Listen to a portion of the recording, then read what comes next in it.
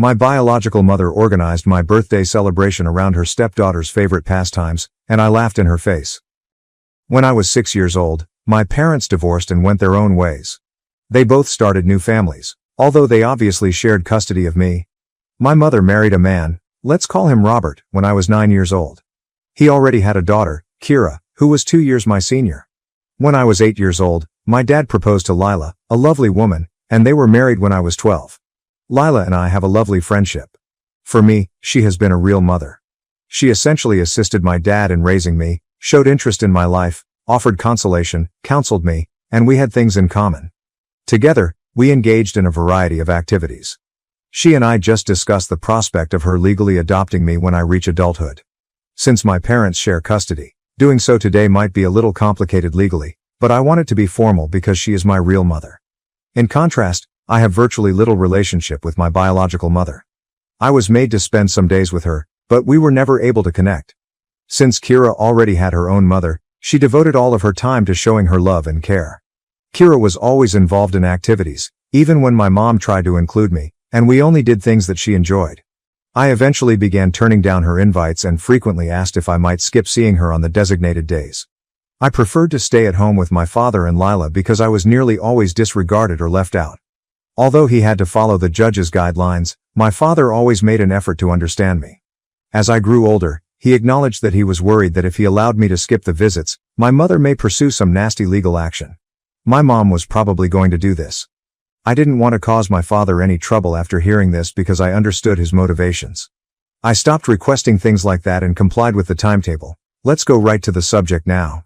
My 18th birthday is in 2 weeks. Fortunately, my birthday coincides with the days I'm supposed to be with my dad. Thus, a month ago, he, Lila, and I began organizing my birthday. Nothing too extravagant, just a get-together with loved ones at my favorite pizza joint. A laid-back evening where I can enjoy myself and the people I care about. I enjoy singing, and the place provides karaoke. We invited everyone, including my mother, after making reservations and organizing everything. To be honest, I didn't really want her there, but I reasoned that since I won't be bound by the judge's regulations once I turn 18, this might be the only time I had to include her. In order to finalize the guest list for the pizza establishment, we sent out the invites 2 days ago and have already received the majority of the responses. My mother was the only one who hadn't replied. I told my dad that I wouldn't press the issue because I was okay with her not wanting to come if she didn't reply. Although he didn't express it publicly, I believe my dad was also a little relieved. This afternoon was when the drama began. In a furious phone call, my mother accused me of being immature and advised me to never make plans without first informing her. She frequently forgot my birthday, so it was hypocritical of her to complain now. I was perplexed and reminded her that I've always planned my birthdays with Dad and Lila. She became very furious as a result. Claiming Kira had been crying ever since she saw the invitation, she began to attack me. Kira had apparently already organized an entire birthday celebration for me. I couldn't speak. There is no relationship between Kira and me. She is the quintessential pampered brat who craves attention, and my mother has always encouraged this behavior, which has made it worse. We've never had a good relationship. Why Kira would want to plan a birthday celebration for me was beyond me. It was illogical. She didn't tell me why she did it, so I asked her. She didn't really expect me to have no plans for my 18th birthday, did she? It was absurd. According to my mother, it was meant to be a surprise, and she assumed I didn't want to do anything for my birthday because I hadn't told her about my intentions. She could have just asked, after all. The worst part, though, the one that made me lose my temper, is about to happen. Perhaps in an attempt to make me feel bad about what I would have missed, my mother began to detail everything Kira had arranged for my celebration. Kira's favorite hobby was everything, even the things I didn't enjoy. For instance, she had made lunch reservations at a fish restaurant. I avoid eating fish because it makes me sick, not because I'm impulsive. Even though I've had it checked, my body just rejects it. I'm not allergic. She also organized an afternoon event at a horseback riding ranch close to the city where my mom currently resides. Horses don't appeal to me. I'm afraid of riding them or being around something that large, but it's not that I don't enjoy them as creatures. The final plan was to return to my mom's house for a BBQ meal in the backyard. I simply didn't want to see my mother more than was absolutely required. Furthermore, my mother added that invitations had already been sent out. I was stunned at this moment. Since none of my pals, my dad, or his family had gotten anything, I had to inquire as to who they had shipped them to. It turned out that the majority of the people on the guest list were Kira's friends, Robert's family, and my mother's family. Under the guise of celebrating my birthday, Kira essentially planned a party for herself. I was unable to contain myself any longer. I hung up the phone after laughing in my mother's face. The entire situation was too absurd to be real. After a little while, my dad approached me and told me that my mom had phoned him because I had made fun of her. He became agitated and began telling me that they were attempting to be kind for once, regardless of how I felt about my mother. I immediately stopped him and gave him the party's specifics, which my mother had reportedly forgotten. His face shifted rapidly. I've been listening to him rage at my mother for the past 20 minutes or more, and he just said, "I'm going to make a phone call." When Lila heard about the issue, she came to me. She acknowledged my point of view, but suggested that laughing in my mother's face and hanging up wasn't the most responsible way to react. She wasn't upset, but she was a little let down that I hadn't handled it more politely. I thought about what I had done after she had gone. I don't think discussing it with my mother would have helped, but perhaps I was a bit harsh. I could have handled it better though. I am beginning to believe that I may have been a bit of a jerk at that time. In all honesty, though, what did she anticipate? That I would bow down and take the scraps that were thrown to me? She was obviously not thinking at all. As usual, she was simply following Kira's lead. The problem is that individuals like that depend on others to comply without protest. They are unable to cope with the inevitable counterattack. Was I able to be more courteous? Yes, most likely. Was my response entirely warranted? Oh, of course. To any stranger on the internet who might be reading this, I'm proud that I defended myself. I've developed strong bonds with my father and stepmother, and I'm really proud of myself for resisting my mother's foolishness. I hope you have a wonderful birthday. What about my mother? If I decide to stop communicating with her after my birthday, she's going to have a terrible awakening. To be honest, it's advantageous to all parties. I can appreciate Lila's perspective, but there's no reason to hold back if your parents don't accept you at almost 18. Updated. I first discussed my response to my mother with Lila. Lila has consistently stressed the value of communication and urged me to discuss my issues in order to find solutions. I realize the context of her remark regarding my actions. But I also expressed my opinion to her, telling her that I was laughing because it was the only natural response I had to the situation my mother was describing, which was too ridiculous. I honestly wondered at one point, is this a joke or some kind of nasty prank? Is she inventing this? Due to the fact that her foolishness was completely absurd. Although she acknowledged my viewpoint, Lila warned me that there will be times in life when I can't just chuckle and end the call. She was concerned about how I would respond and wanted to teach me how to deal with such circumstances in the future. I'm glad we had a conversation and were able to resolve the issue. I also discussed my dad's phone conversation with my mother. My mother apparently had a reason for everything. She said that Kira wanted to share her love of horseback riding with me, that she wanted to make a nice sisterly gesture on my special day, and that she didn't think my dislike of fish was a serious problem, just a whim. She even defended the fish restaurant by claiming that the fish they provided was the best in town. I threw up multiple times in front of her as a child, just because I was around areas that smelled strongly of fish, so that last excuse was a flagrant lie. She is well aware that I have a serious problem with it. My father said that Kira had obviously arranged the celebration for herself and that nothing they had prepared was done for me. He made the point that if none of my significant others were invited, it wasn't a party for me. Instead of reacting to this, my mother started to complain about how pampered and ungrateful I was. My dad then hung up the phone and told her to go to hell.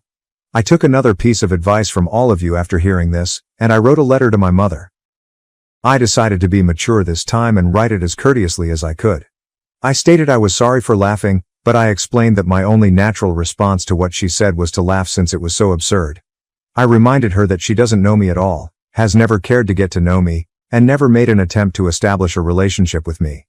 I pointed out that they could enjoy the birthday celebration with their family and friends because it was full of things that Kira liked. Additionally, I informed her that her actions made it plain what her priorities were, so I rescinded her invitation to my pizza party and advised her not to bother attending. I said she wasn't on my list of priorities, which I now possessed. I informed her that I was already very happy having Lila as my mother. I asked her not to get in touch with me again and wished her well with her new family. I don't mind that she didn't reply after reading the message. She would have likely complained more about how spoiled and ungrateful I am if she had responded. She either doesn't understand or acts as though she doesn't, so there's no need in talking to her. But I feel more at peace now that I've made my feelings clear and this scenario is over. I'm grateful to everyone for assisting me in seeing that a definitive conclusion was required. My dad questioned my mom about how she could have thrown me a surprise party when I wasn't around. He also questioned how she could have believed that he wouldn't celebrate my 18th birthday. She clarified that Robert had made plans to come collect me on the morning of my birthday, but my dad took it a little personally. LOL. Under false pretenses, they planned to take me to my mother's house and explain the situation to Dad and Lila. To be honest, I have no idea how they anticipated this to function. No matter what reason they came up with, I would have flatly refused to visit my mom's house if it hadn't been her planned day. Above all, I would never have left Lila and Dad to celebrate my 18th birthday at my mother's house. A positive relationship between my mother and I would have been one thing, but that was certainly not the case. Robert is the only one I don't feel like blaming in all of this. Even though we were never close, he was always courteous to me when we shared a home. When I went to my mother's house, he even cleared out his study to give me a permanent place in his home. I don't blame him for anything because he always tried to be nice to me, even though we didn't form a stepdaughter-stepfather tie. He probably sincerely believes that the party is for me. We aren't close enough for him to understand my preferences unless my mother informed him, which I doubt she did. Fortunately, nothing of mine was left at my mother's place. My father's residence is where I keep all of my possessions. When I went to my mother's, I would usually fill my bag with the things I would need for the day and bring them back when I went to my father's. Because Kira's friends and Robert's family frequently visited, I never felt comfortable leaving anything with her because I didn't want my possessions in plain sight of strangers. That's about it for now. I hope my mother respects my decision to stop communicating with me and stops bothering me. Following the holidays, I would like to discuss the adoption with Leah. When we first discussed it, she appeared to be really happy. Once again, I want to thank everyone for their wisdom and nice thoughts. Your advice has improved my situational management. Although I acknowledge that I'm still a little immature, I believe this experience has allowed me to evolve and see the problem from a variety of angles. Best wishes to you? Yes, I considered contacting Robert, but I don't have his phone number. Since most of our meetings were friendly greets and light conversation, we never felt the need to stay in touch. The last time I left my mother's place, I believe Robert and I said our final goodbyes because I don't have Kira's number either. I don't spend a lot of time with my mother's relatives. My grandma, my aunt, and my uncle are the only three individuals involved. I've only seen my uncle a few times over the holidays when I'm spending time with my mother because he and his family reside a few hours away. Every time we interacted, it was short and far away. I only have friendly contact with my grandmother and aunt. They have given me money as birthday presents using my father's card, and we text each other holiday pleasantries, but that's about it. Even when we have met, our discussions have been informal and have only been exchanging life updates. They haven't texted me since the incident with my mother, and I didn't ask any of them until my 18th birthday. I believe they simply don't give a damn. Let's go on to the second tale. Before anyone told me directly, my wife's friend's Instagram account revealed our pregnancy, causing a flurry of activity and tears. She is 27 and I am 29. We both hail from the same hometown, but we currently reside in different cities. We have been dating for 4 years and married for 2. Because of work, I stayed behind while she attended a family gathering in our hometown. It finally happened after 3 months of trying to conceive. The manner I learned about it is the issue. In our group conversation, my friend thanked me by sharing a screenshot of an Instagram story that one of my wife's friends had shared. "You're going to be the best mom," was the caption on the photo, which included my wife sobbing and embracing a few of her pals. I immediately contacted her, and she picked up right away, saying, "I have news, babe." I only said, "I know, you're pregnant." "Wow, babe, how did you know?" I simply answered, "I saw it on Instagram." "Didn't think to give me a call first?" "What?" she asked. I said, "Yeah, but your friends posted something." "I didn't." "That's one way to know I'll become a father." I said, "Thank you," and hung up. I was enraged. She called repeatedly, but I didn't pick up until my sister called a short while later. My sister had just arrived at my in-laws' house, where everyone was fighting and panicking, and my wife was confined in her room, so she asked me what was going on. She exclaimed, "There's no way she would do that," when I told her what had happened. "Well, she did," I said.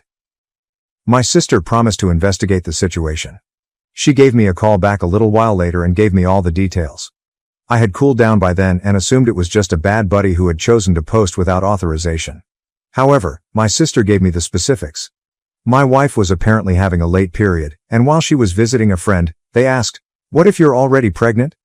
They purchased numerous pregnancy tests, each of which produced good results. They emailed some local acquaintances to invite them over after becoming alarmed and telling her parents. Just 2 hours had gone by between the time she learned and the moment her buddies shared the information on Instagram. Before telling me, my wife told 10 or more individuals. For the record, when my sister came, she informed me that the reason for the disagreement was that the other friends were angry with the person who had posted on Instagram. Evidently, they were all upset with her and felt that was a horrible thing to do. However, they were equally baffled as to why my wife hadn't informed me earlier. When I eventually contacted my wife, she was in tears. She apologized and explained that she hadn't told me yet since she had been preparing to surprise me. I expressed skepticism, pointing out that she wouldn't have been prepared to tell me at the same moment I called if she had truly intended to surprise me. I told her I needed some time to reflect when she fell silent. She screamed that we needed to discuss it and that I couldn't just leave. "Why do we need to talk?" I answered. "So you can tell lies once more," and I ended the call. I've received a ton of messages, but I'm really worn out. I'm exhausted by this. I'm not sure why. I'm not a crier, therefore it's odd for me to cry at random. I feel like I've been struck by a truck, but this isn't supposed to be a big problem. "Hey, I know this sucks, and it was crappy of her, but don't let this ruin it for you," was the message my sister sent me, and it truly stuck. "You will become a father. You will make a fantastic father. This is fantastic. The knowledge that I will soon become a father is the only thing that keeps me going at the moment. This is what I've dreamed of, and my only wish is that the kid is well. To keep my wife from becoming very upset during the pregnancy, I'll probably swallow my pride and act as though nothing is wrong. But tomorrow, I'll do it. I'm going to just pout tonight." Edit. I didn't think much of posting this in the Reddit void, but when I woke up, I saw thousands of comments and dozens of direct messages. Holy. I sincerely appreciate your concern. Just to make a few points clear, is it possible that the baby is not mine? No chance. Classic Reddit LOL. She works from home, but that isn't possible because our house is equipped with home security cameras. Girls' nights are not something she does. I work with a female coworker who happens to be her best friend in the city where we live, and the three of us frequently hang out. They rarely spend time together in person, but they frequently text one another. If they do, I'll be in the adjacent room at our house. The clingiest person on the planet is my wife. She texts me every 30 minutes while I'm at work. She's usually in the same room as me or cuddling up to me when I'm at home. She holds my hand or arm when we're out. Most of the time, I genuinely enjoy it. I feel appreciated. However, it could be excessive. I even asked whether the argument we had weeks ago was the reason she didn't inform me straight away. However, it most likely isn't. Regarding her buddies, they are all really kind individuals. They've been in my life for a while. Some of the people in my sister's friend group have known each other since they were 12 years old. The only person who lives in a distant city is my wife. When she is in town, they always spend a lot of time together. I can't stress enough how completely out of character this is for her. Like everyone else, she has numerous shortcomings, but being careless is not one of them. She wouldn't intentionally do this, which is why I woke up in the middle of the night with the thought that I could be mistaken. No way. I texted her to let her know that everything was good and that I would make the 4-hour drive down there to speak with her. In fact, she asked if she might call when she was awake. After doing so, she expressed her desire to return home. I informed her that I will be picking her up. "Are we all right?" she questioned. She broke down in tears as soon as I said yes. I informed her that we would have to discuss it, but that I was thrilled and eager to meet her. After that, she became a little more composed. Update 1. Hi there once more. I'm here to give you an update now that everything has calmed down and I believe I have all the facts. My wife waited for me on the sidewalk when I arrived at my in-laws' house. She threw herself at me, apologized repeatedly, and simply gave me a hug while expressing her regret. Before our conversation, I told her I was quite exhausted and wanted to take a nap when we got to her room. We held each other while we slept. When we woke up, our conversation felt like a never-ending cycle in which I asked her what had happened and she responded that she was foolish and to blame. She insisted that since she had ruined a significant event in our lives, it didn't matter what occurred. She simply reiterated that she made a mistake and that nothing else mattered when I persisted in inquiring. She finally admitted that she didn't want to make excuses for me and that accepting responsibility and offering an apology was the proper course of action.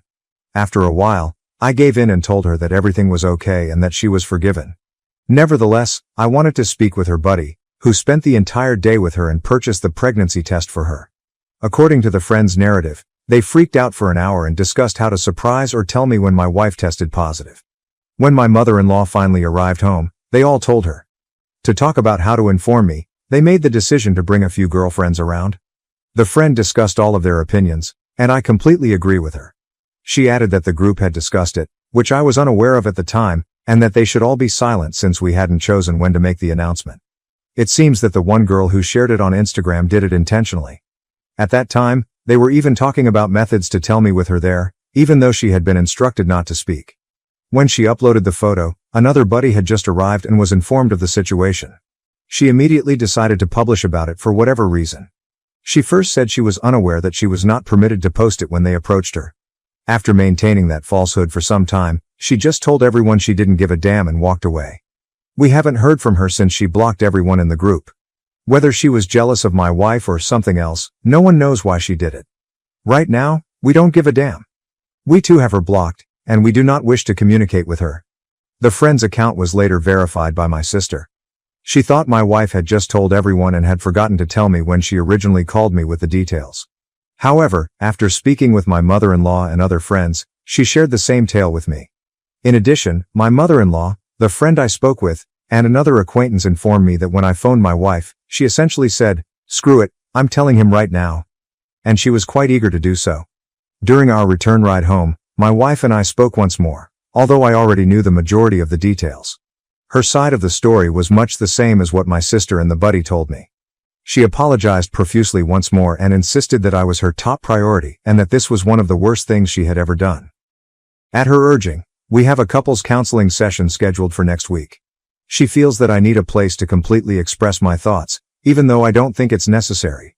She fears that I'm holding everything inside and that I forgave her too quickly.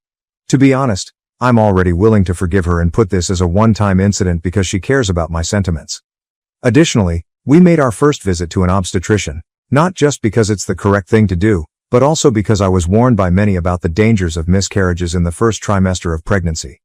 The doctor indicated it was a little early for an appointment, and my wife's last period was approximately 6 weeks ago. However, after conducting numerous tests, they were able to determine that my wife is definitely pregnant. Everything appears to be going okay so far.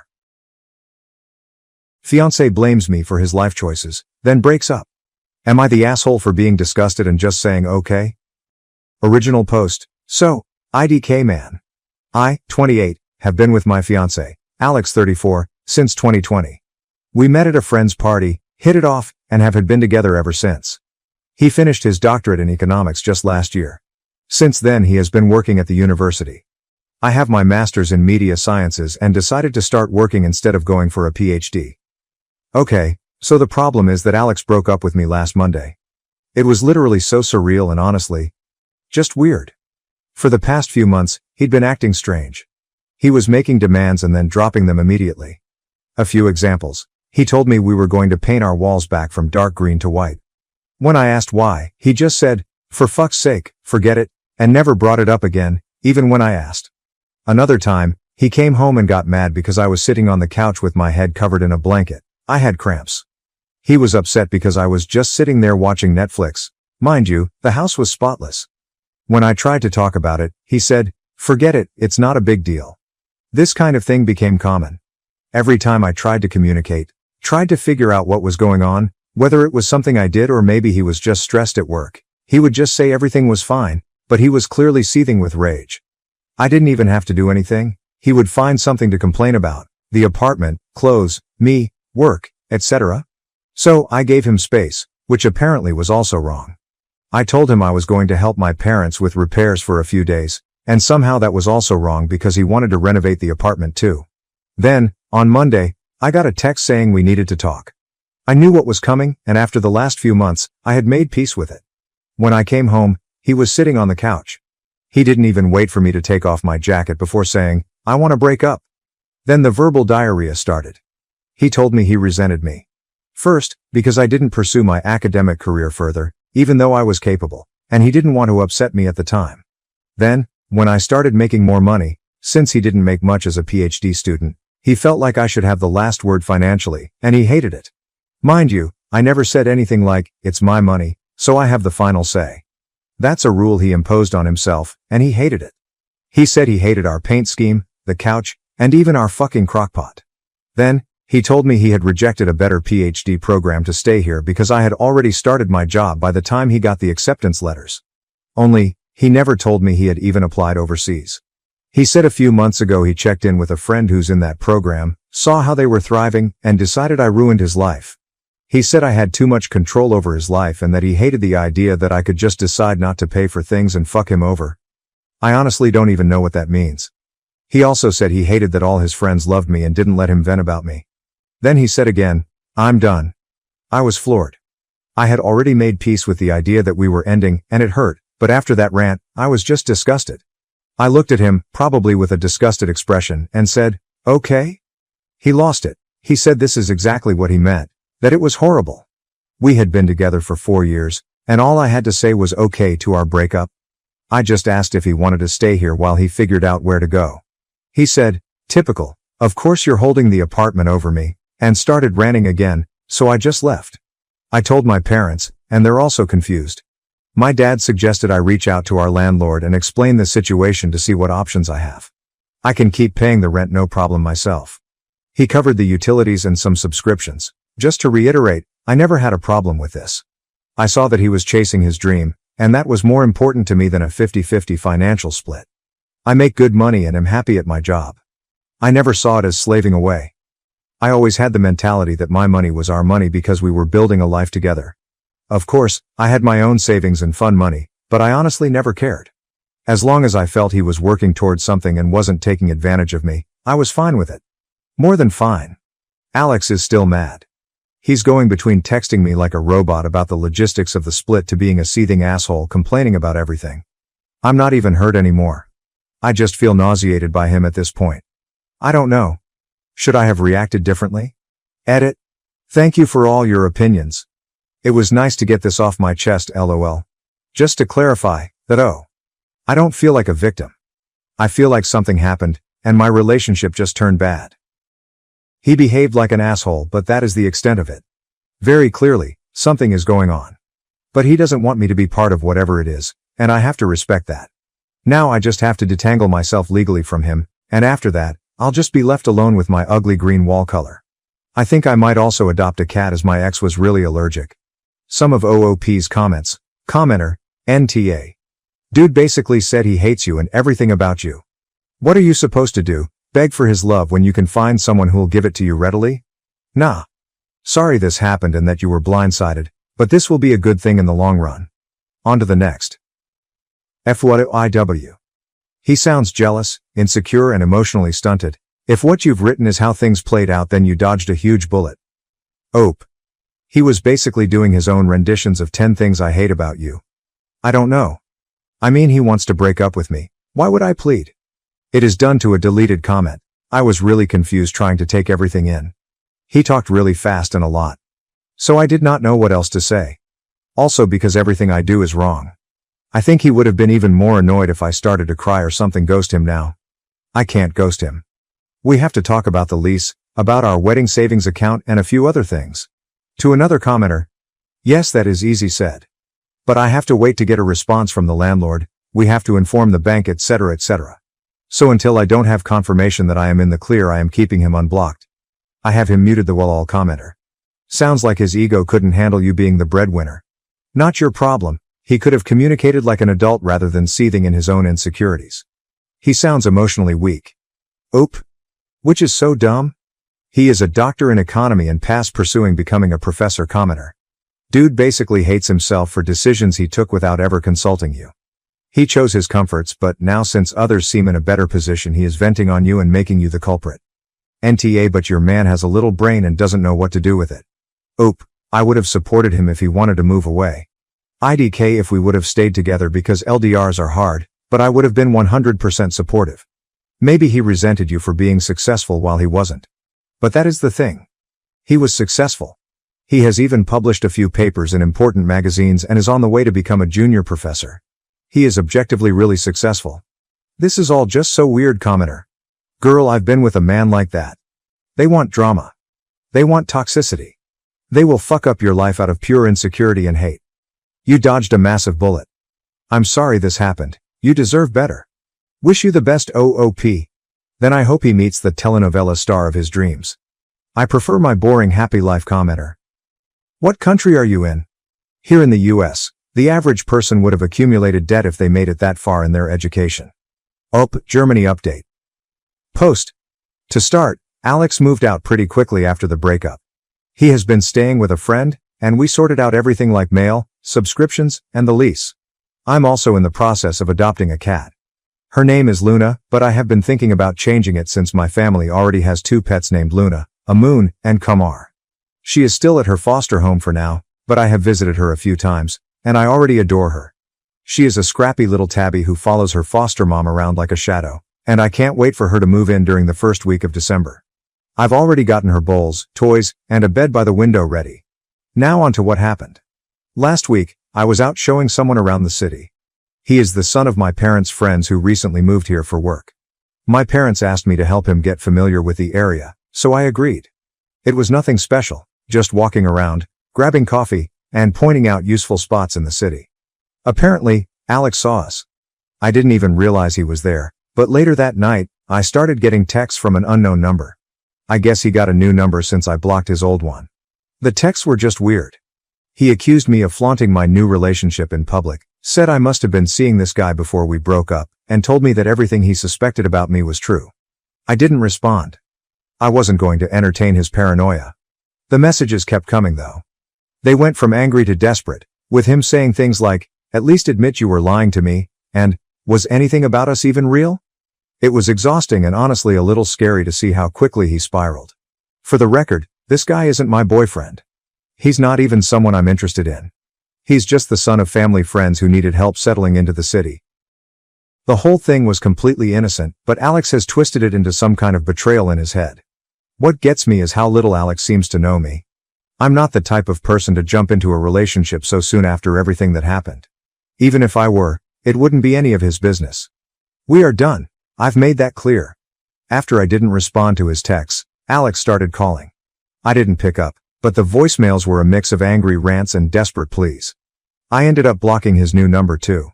It feels ridiculous that I have to keep doing this, but I guess this is where we are now. Then this weekend, I went out to a bar with my friends. A few hours in, guess who walked in? Alex.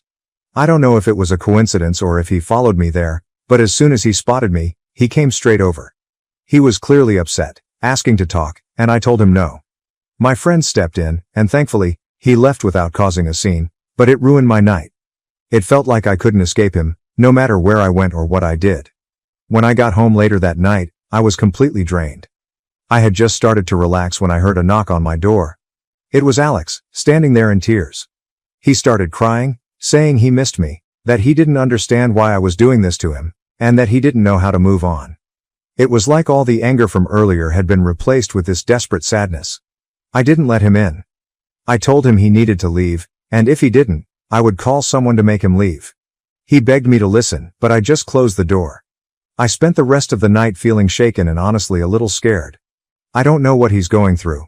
I wrote to his best friend about the situation but pleaded to talk to him. He said he would. I'm seriously considering getting a new phone number and possibly even talking to someone about how to handle this legally if it keeps happening. It feels unfair that I have to go to these lengths just to have some peace, but I don't see another option. Update post 2, November 28, 2024, 3 days later. Thanks for the concern and support I've received. I'm fine, really. A lot of people suggested things like getting a restraining order, but I just want to clarify that it's not as simple as walking into an office and asking for one. The process involves proving there's an immediate danger to your safety, providing evidence like texts, calls, or witnesses, and then attending court to get approval. It's not something you can do lightly or without solid proof. And no, I'm obviously not getting a gun. I've also seen people diagnosing Alex with various mental health issues, and I want to ask everyone to stop. Yes, something is clearly wrong, but I'm not a doctor, and neither are most of you.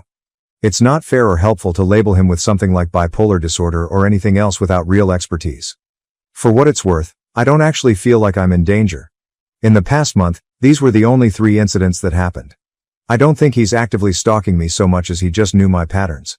The bar we were at is my favorite spot, and it was a party of one of my closest friends, so it makes sense that he might have guessed I'd be there. When he showed up at my apartment, he knew what time I usually got home. The city tour is the only thing that might have been more intentional, But it could also have been a coincidence that triggered everything. Anyway, this is the end of it. Yesterday, Alex came over with his mom and one of his friends. At first, I didn't want to let him in, but he promised me that this would be the last time I ever saw him. I agreed, mostly because his mom and friend were there, and I figured it would be more awkward to argue on my doorstep. When we sat down, Alex admitted that he was going through a crisis. He told me he was mad at me, but he didn't know why. He said he doesn't like me, that I annoy him, but that he weirdly still loves me, which is why he went crazy when he saw me with someone else. He assured me there wasn't anyone else on his end either. He said he felt like he was going insane. He talked about how he feels judged for being older and not being able to give me the life he thinks I deserve. He said he hates his colleagues, hates his job, hates everything right now, and that everyone and everything annoys him. He told me he feels old and like he should want kids at this point in his life, but he doesn't, and that thought terrifies him. He said he just wants to be alone and not talk to anyone for a while. I didn't say much. I mostly just nodded because I didn't know what to say. After he was done, he told me he was leaving. He's on some kind of mental health leave from work, and he said he's leaving the country on Sunday. He's going to South America to spend time in nature and find himself. He thanked me for everything and said he was sorry for how he acted. Then he just got up, grabbed the few things he had left at my place, and walked out. His mom was inconsolable. She kept apologizing to me over and over, saying how embarrassed she was by his behavior. I told her it was okay and that she didn't need to apologize to him. She cried a lot, and his friend ended up driving her home after Alex left. I don't really know how I feel about all of this. Part of me is relieved that it's over. Part of me feels sad for him because he clearly doesn't know how to deal with everything he's feeling. Mostly, though, I just feel tired. I'm glad he's taking steps to figure himself out, but it's not my responsibility anymore. Some of OOP's comments on not getting a gun, editor's note. It was more than likely a downvoted troll who asked, but I liked OOP's response. You can't buy guns at an Aldi. It's more dangerous to own a gun when you have no training with it than not owning one. Commenter. He's a little young for a midlife crisis, but certainly, the man is having issues with his life choices, and it's tearing him apart. Your empathy is warranted, but in the end, those troubles are his, not yours. Hopefully, this is the last you'll hear of him. Good luck to you. Oop. It's just a life crisis then, I guess. Who knows? Update, same post. December 3, 2024, 5 days later, about 6 weeks from OG post. Edit December 3rd. He is definitely gone. My friend sent me some of his Insta stories of him at the airport and then about a day later in Bogota. So, yep, he is gone. I am safe, and on Friday, I get to pick up Helios Maximus first, LOL, Heli for short. My wife poisoned my family against me and took my daughter away, but years later, the truth finally came out. This is a story I never imagined I'd tell publicly, but after all that has happened, I need to get it off my chest. The previous several weeks have been nothing short of a roller coaster. Maybe someone out there can help me figure out if I'm really the terrible guy in all of this. I, 48 million, have experienced a tornado of emotions and experiences over the last decade, and it has all come to a climax in unexpected ways. It all began many years ago, when I married Laura, the mother of my daughter Emily. Laura and I were high school sweethearts, and at first, our bond appeared impenetrable. We were young, full of dreams, and eager to face the world together. But life has a way of tearing apart even the strongest relationships, and it wasn't long before the flaws in our relationship began to appear. Laura came from a wealthy family, accustomed to a life of luxury, whilst I grew up in a more modest home. Despite our disagreements, I loved her profoundly and did my best to provide for her in the way she was accustomed to. But no matter how hard I tried, it wasn't enough. The stress of attempting to meet Laura's expectations weighed heavily on me, and our marriage began to falter. Our relationship deteriorated, and we argued more frequently. I observed Laura appeared detached, as if her mind was elsewhere. I attempted to reach out to figure out what was wrong, but she continually dismissed me, stating that everything was okay. Only later, during the divorce proceedings, did I uncover the tragic reality. Laura had been unfaithful to me several times during our marriage. The revelation struck me like a ton of bricks. All those evenings I worked late to support our family, all the sacrifices I made to keep our marriage afloat, and she had been betraying me the entire time. Despite the grief and betrayal, my first priority was Emily, our daughter. She was just 11 years old at the time, and I wanted to do everything I could to be there for her. But that hope was dashed during the divorce settlement. Laura was determined to portray me as the villain in our story. She accused me of being emotionally distant and inattentive, and even hinted at possible abuse, all of which were false. But Laura was convincing, and she was able to turn my entire family against me, including my parents and siblings. They all believed her narrative and assumed that I had done something dreadful to push her to adultery. It seemed like I was stranded on an island, with no one willing to listen to me. The courtroom battle was ugly, and despite my best efforts, the judge sided with Laura. She was given full custody of Emily, while I was granted limited visitation rights. Laura destroyed even those few opportunities to visit my baby. She frequently forgot about scheduled visits, claiming Emily was unwell or had other commitments. I would volunteer to drive Emily to school or assist her with assignments, but Laura refused to let me play any significant role in her life. My family, who had always been close to Emily, supported Laura and helped her keep my daughter away from me. They were determined to remove me from Emily's life, and I was powerless to stop them. The years that followed were among the most agonizing of my life. It began subtly at first. Emily would be hesitant to visit me, preferring to stay with her mother. Even though it stung, I attempted to understand. After all, children frequently prefer one parent over the other, correct? However, it soon became evident that something more sinister was at work. Emily would come to our appointments with a laundry list of complaints, things I allegedly did or said that depicted me as the evil guy. I was perplexed since none of it was accurate. When I tried to talk to Laura about it, she dismissed my concerns or twisted the conversation to make it appear as if I was crazy or exaggerating. I tried for years to establish a relationship with Emily, but it got increasingly impossible. Phone calls remained unanswered, letters were returned unopened, and my attempts to visit her were met with animosity from Laura and my family. They all seemed intent on erasing me from Emily's life. The worst thing happened when Emily was around 13. She said bluntly that she didn't want to see me anymore. She spoke it with coldness, as if I meant nothing to her. I was devastated. I knew Laura had been telling Emily lies, but I didn't have the heart to drag her through a messy court battle. After all, she wanted to stay with her mother, and separating her from her mother would only exacerbate the situation. I didn't want to be the source of further trouble in her life, so I reluctantly decided to pull back. It was one of the most difficult decisions I'd ever made. I hoped that one day she'd grasp the truth and return to me, but that didn't happen for a long time. Years later, I gradually but steadily moved past that horrific moment in my life. I met Megan, and there was an instant connection between us. Because of my previous experiences, we took our time getting to know each other before getting married. Megan had 2 children of her own, so the majority of my time was spent with them, and we established a life together. While I adored my new family, there was always a part of me that wondered about Emily. How was she doing? What had she become? I contacted Laura several times over the years to inquire about Emily, but she never replied. I tried to convince myself that Emily was better off without me, but I couldn't get rid of the sense that I had abandoned her. Then, unexpectedly, Emily contacted me. She was 20 years old now, and her message was brief and straightforward. She wanted to meet and chat. She stated she needed to know more about our family, including why I wasn't there for her. My heart skipped a beat as I read her message. The prospect of seeing her after all this time made me nervous, but I was not going to pass up the opportunity to see my kid. I was scared but excited. Perhaps this was the moment I had been waiting for all these years. We planned to meet in a quiet cafe. I was nervous as I waited for her to arrive. When she eventually walked in, I barely recognized her. She had matured into a beautiful young woman, but the wrath and sadness in her eyes were undeniable. She had clearly been carrying a lot of anguish for quite some time. We sat across from each other, and the tension was evident. Emily didn't spend time getting to the subject. She needed answers. Answers I knew would be difficult to hear. I took a big breath and started telling her the truth. I did not hold back. I told her everything.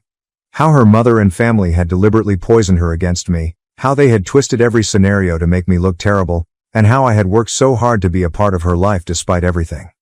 I told her about Laura's infidelity and the lies she told during the divorce. I spent the next 3 hours laying out the facts of what had happened. I had brought up previous court records, text messages, and emails that corroborated my story. I wanted Emily to know that I understood what she had been taught about me over the years, and that I wasn't the monster she had been led to believe. Emily sat startled as I explained what had transpired. She grew up believing that I was the one who had abandoned her, that I didn't care enough to be a part of her life. She found it overwhelming to learn the truth. I could see she was absorbing everything, so I didn't press her to react. I knew that was a lot for her to take in. When she finally spoke, her voice trembled. She questioned me why I never fought back, Why I didn't do more to stay in her life. That question crushed me. I had to explain that I did not want to place her in the center of a court dispute and that I believed standing back was the best way to protect her. I wanted her to have a good upbringing, even if it meant she despised me for a while. But the truth was that I regretted not battling harder. I regretted allowing Laura and her family to control the story. Emily appeared to be gaining a better understanding of what had happened. She was outraged, partly at me, but largely at her mother. She couldn't believe Laura had gone to such efforts to make herself look like the better parent. Emily realized she had to take action. She stated that she wanted to confront her mother and lay everything out for everyone.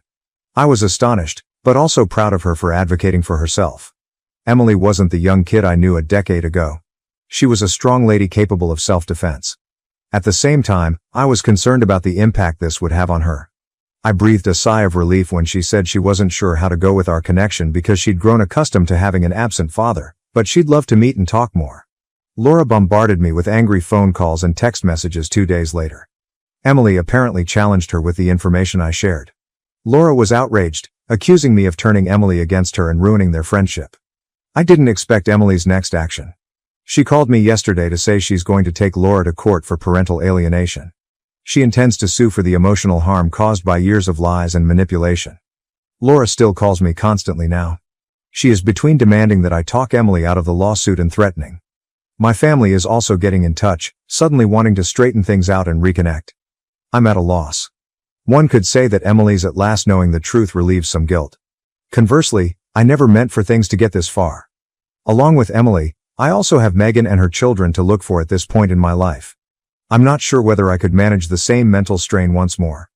While Laura and my family should pay for their acts, I don't want to bring further suffering or trouble. I have been essentially torn. Emily deserves praise for searching the truth and for trying to speak out against the mistreatment she has suffered. But I also worry for her. The legal system is harsh, particularly in cases involving families, and I wanted her to suffer less than she already had. From a distance, I attempted to assist her so she could make her own decisions and let her know I was always available for her should she need me. The emotional strain Laura and my family are causing is not even something I can articulate. All of this makes me wonder if, despite this complex scenario, I did the right thing by telling my daughter the truth about her mother and our past. Your advice and views would be much valued. Update 1. Hey everyone, things have turned bad, which was rather natural. Any confrontation with Laura would not be simple since she shows no respect for anyone around her. I only knew that would also include our daughter. Emily came to our house after her argument with her mother. Her eyes were red from crying. She unleashed this time without restraint. She laid everything out, every agonizing aspect of her life for the past 8 years. Laura might have gained custody, but it was abundantly evident that she had no concept what it meant to be a mother, let alone look after a child. Emily related how Laura wasn't even home half of the time. She would be away, occasionally for days on end, leaving Emily to care for herself. Laura was intoxicated and erratic half of the time, when she was home. Emily talked of evenings when Laura would come home in a fury, throwing things, screaming, and occasionally even blaming Emily for her own mistakes and discontent. As she related these events, the loneliness, the anxiety she must have experienced, my heart broke. Still to come, though, was the worst.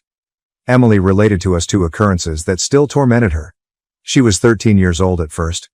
Laura had departed without food or money, alone for the weekend.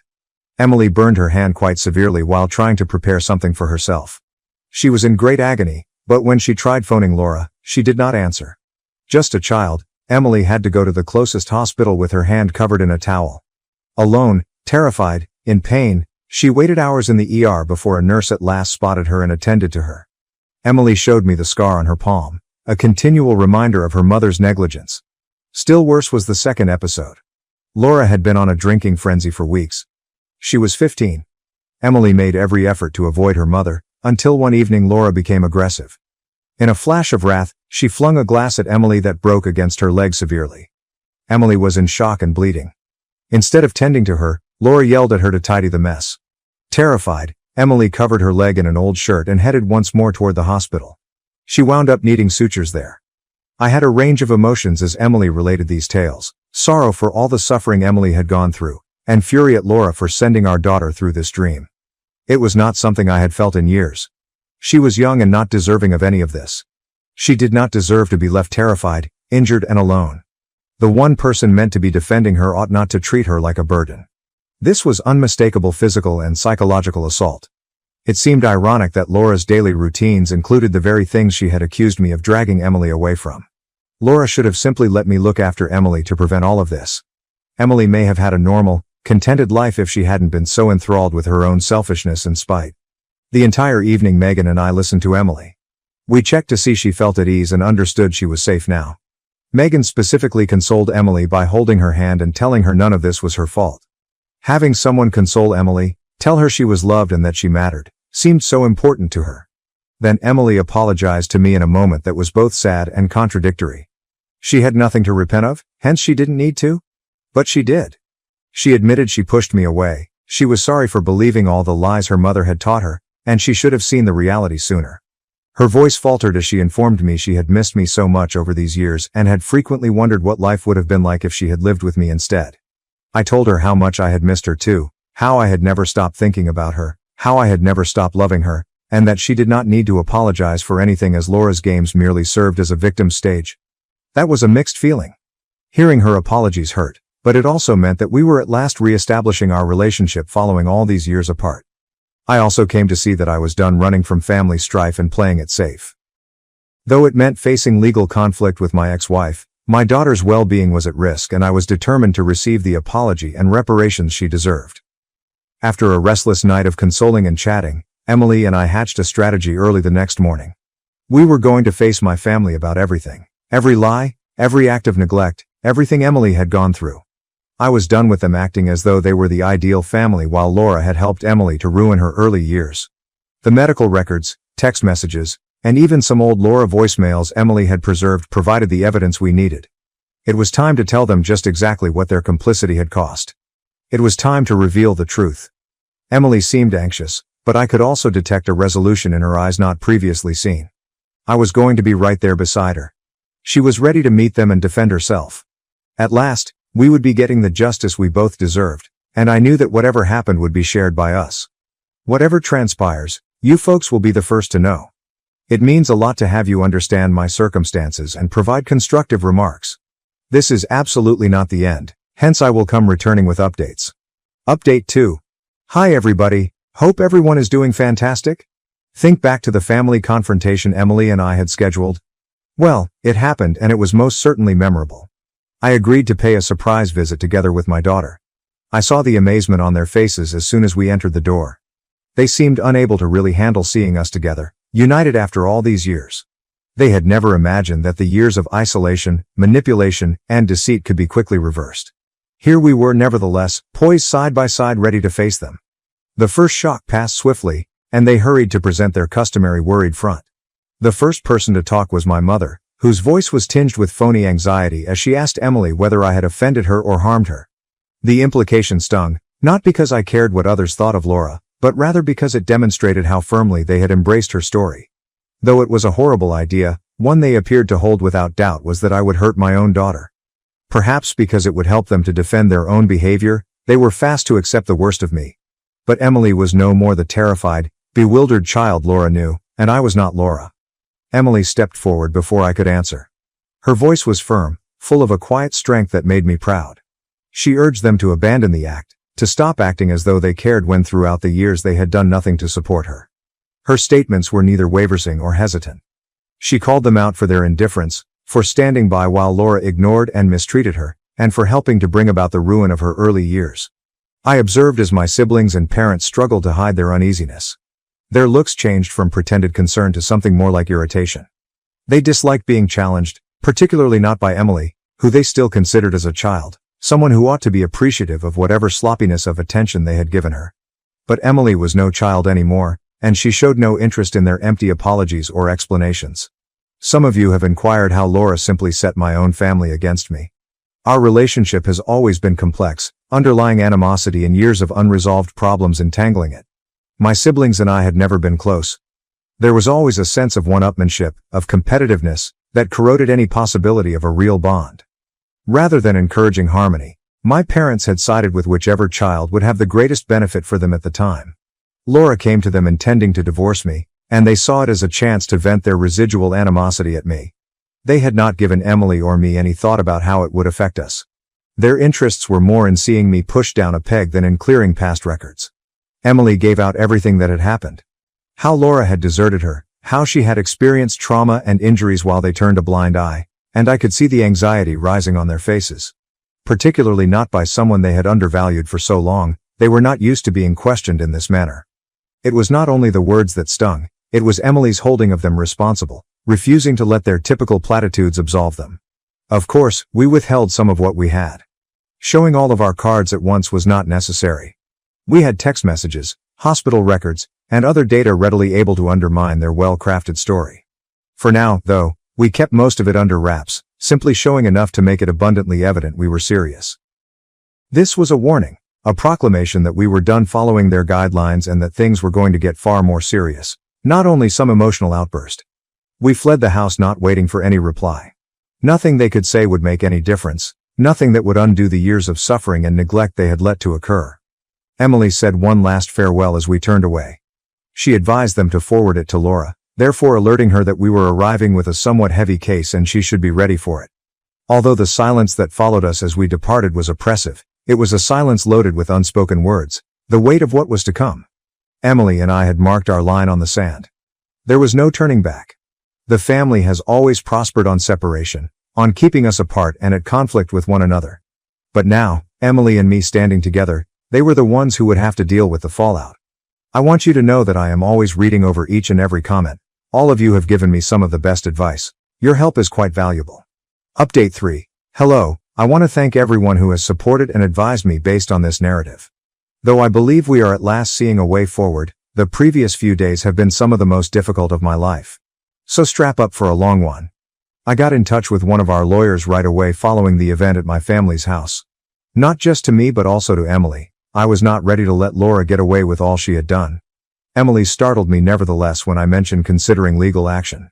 She wanted no more legalities moving ahead. Far from contrary, it was not that she lacked empathy or that she was forgiving her mother. Emily had different responsibilities now and had lately gone through a lot. She had great ideas for her future and her academic life was vibrant.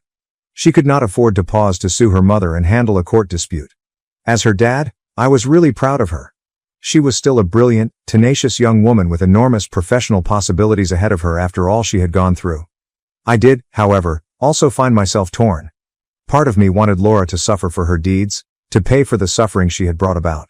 One thing I did wrong was ruin my life. Nevertheless, I found unforgivable damage done to Emily, that of robbing her of a normal, happy childhood.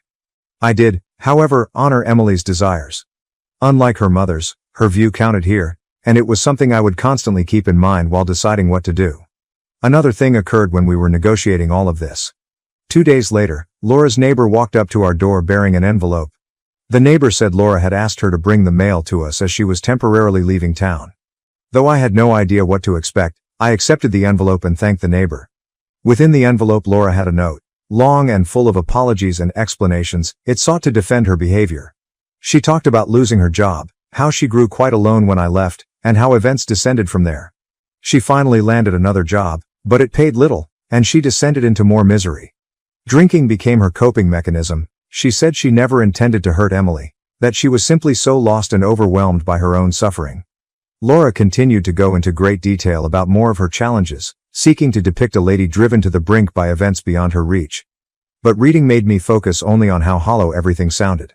Laura was obviously trying to justify her actions and project an impression of victimization from her own experiences. But no degree of difficulty could excuse her treatment of Emily.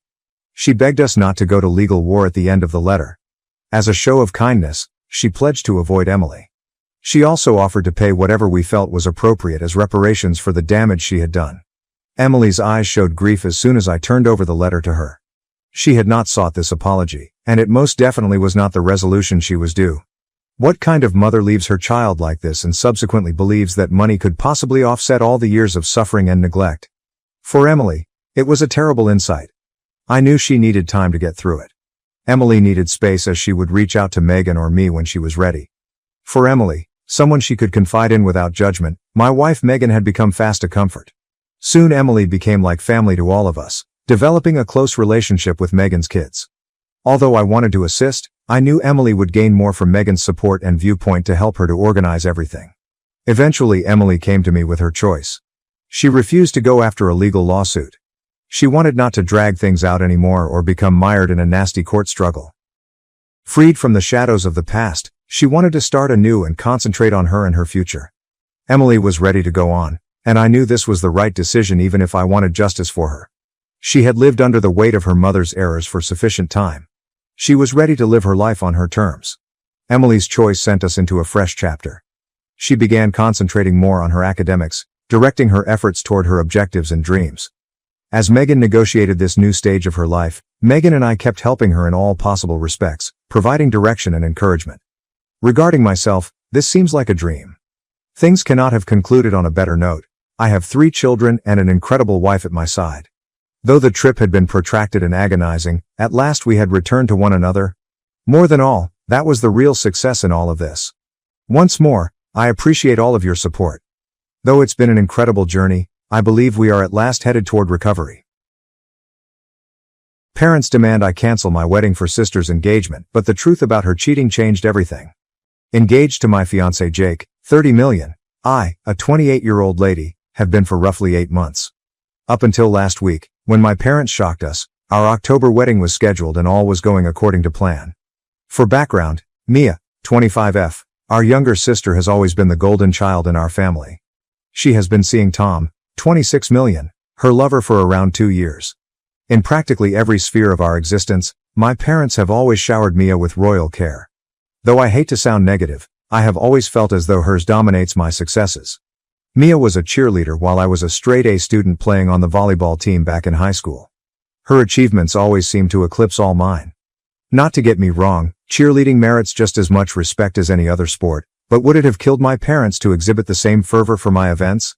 I grew used to my absent parents and learned to expect almost little from them.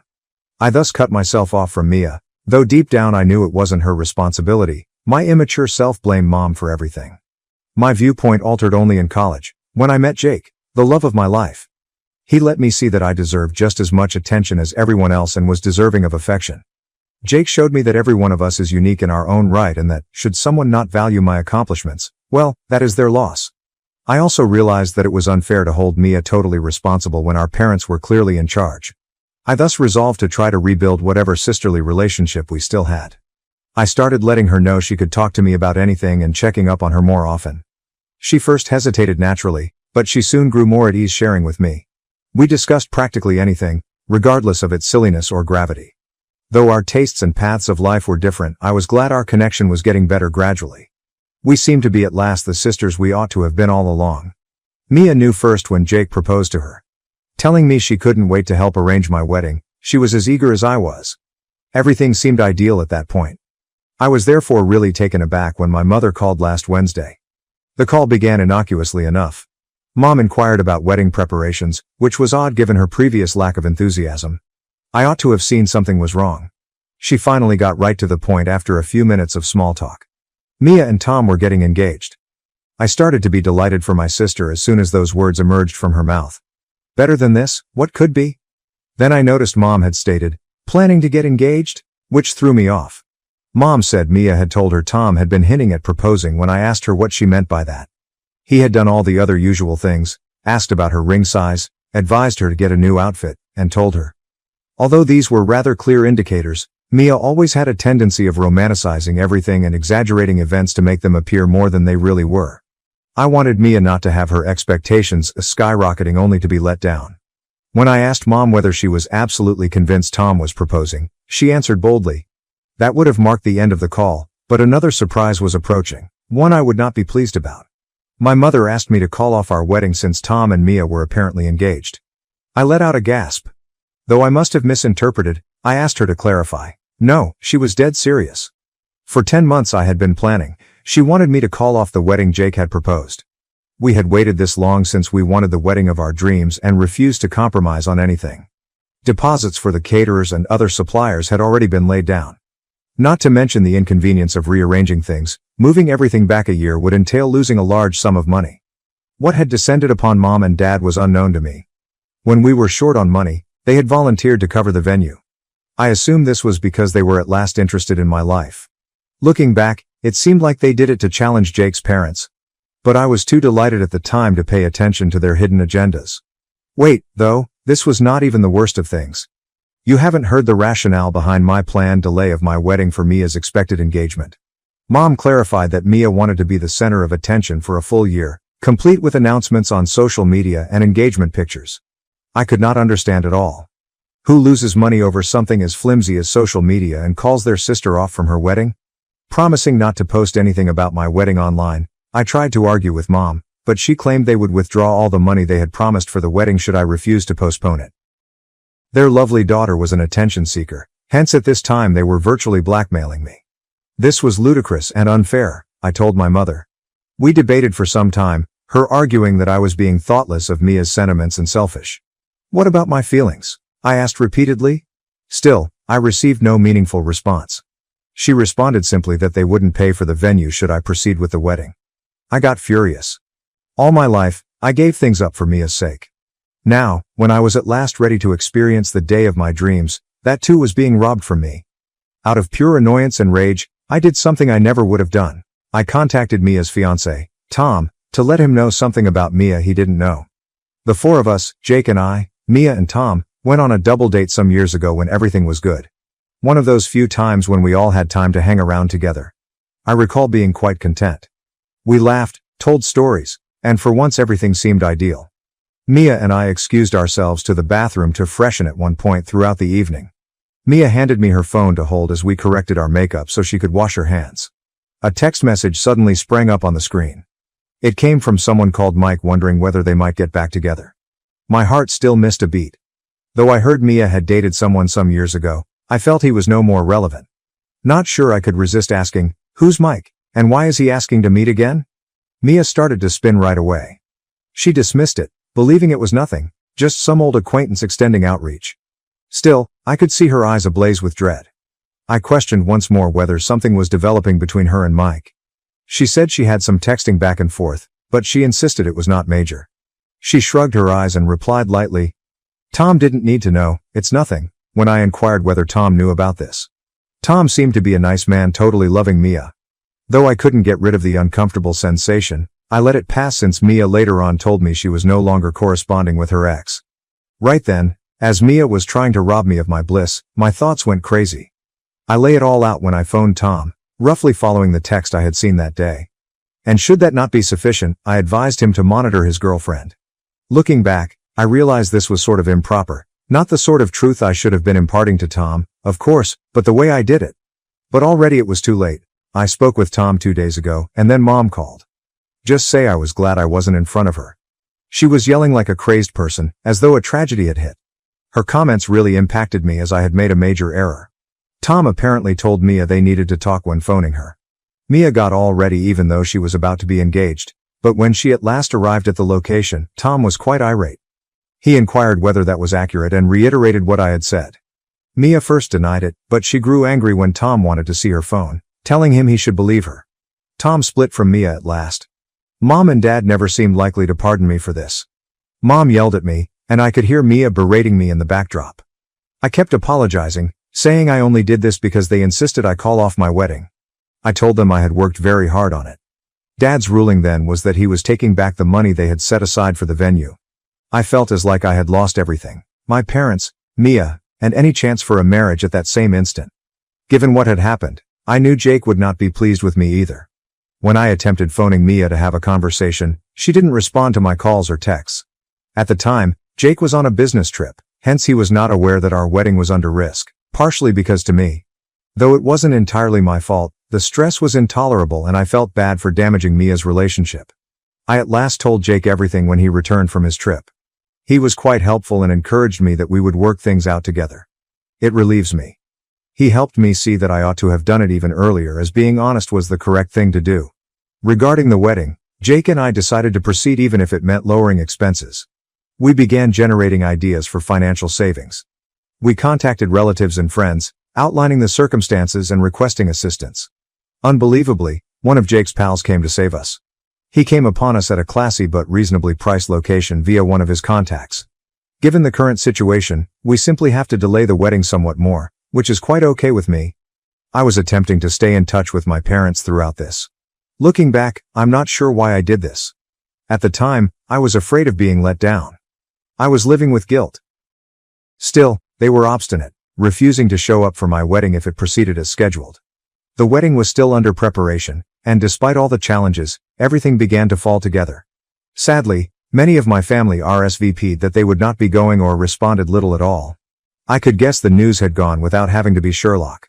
One of my aunts told me Mom and Mia had depicted me as a soap opera villain who lied to undermine her sister's happiness and could not accept it.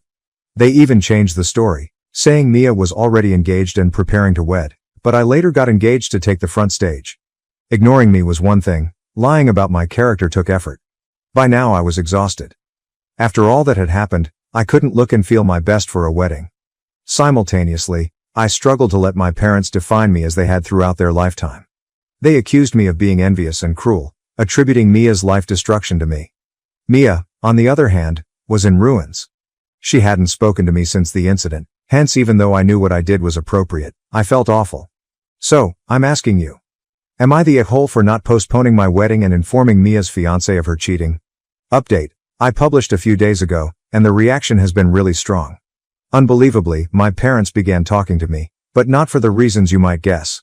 They insisted that I apologize to Mia and somehow sort things out with Tom. Should I fail, they even threatened to have me disowned.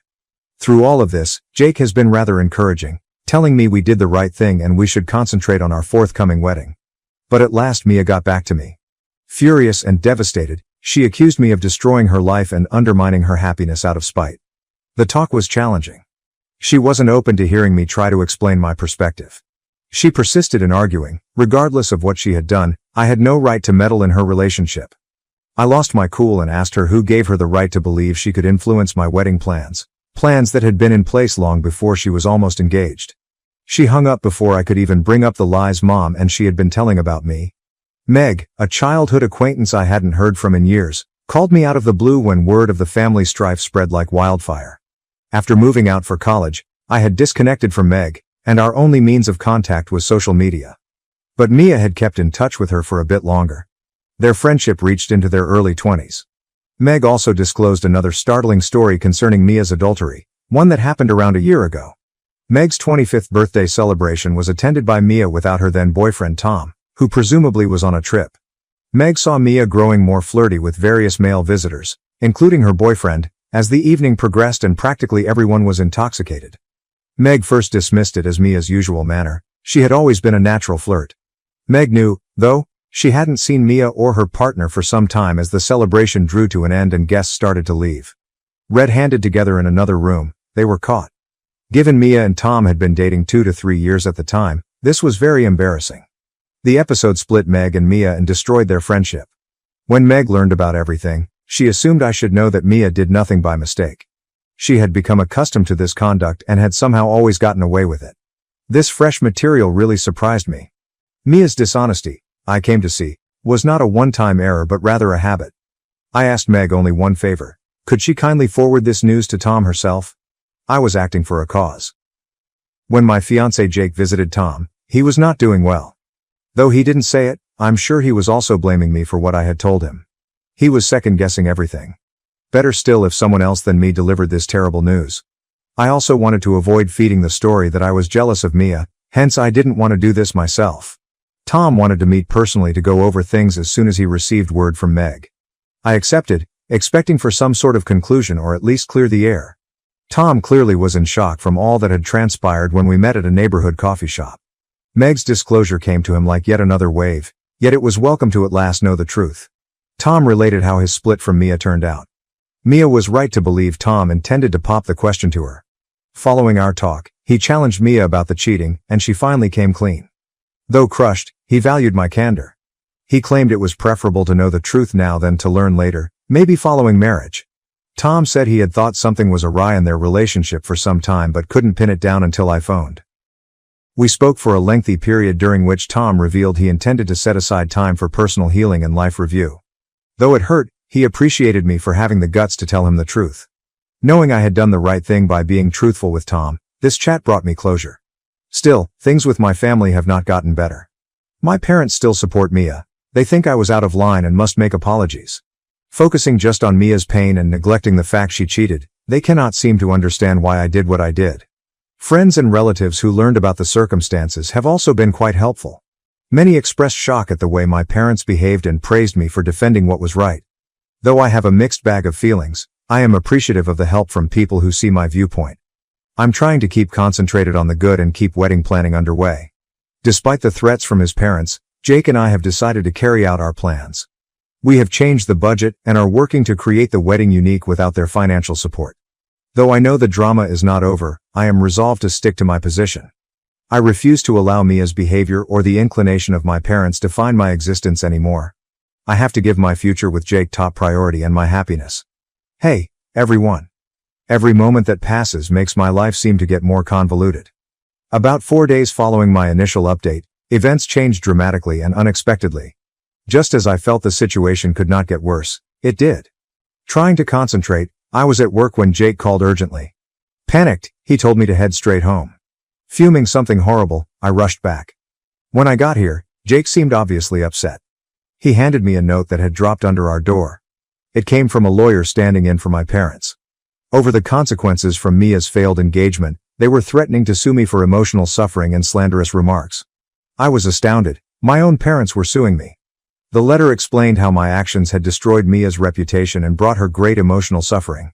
It called for a public apology, a retraction of my remarks on Mia's adultery, and a sizable payback in money. To be as nasty as possible, my parents had stretched every limit. My phone buzzed as I went over the letter. Mia was the one calling constantly. At last, looking for some answers, I took up Mia's voice carrying a mix of desperation and wrath.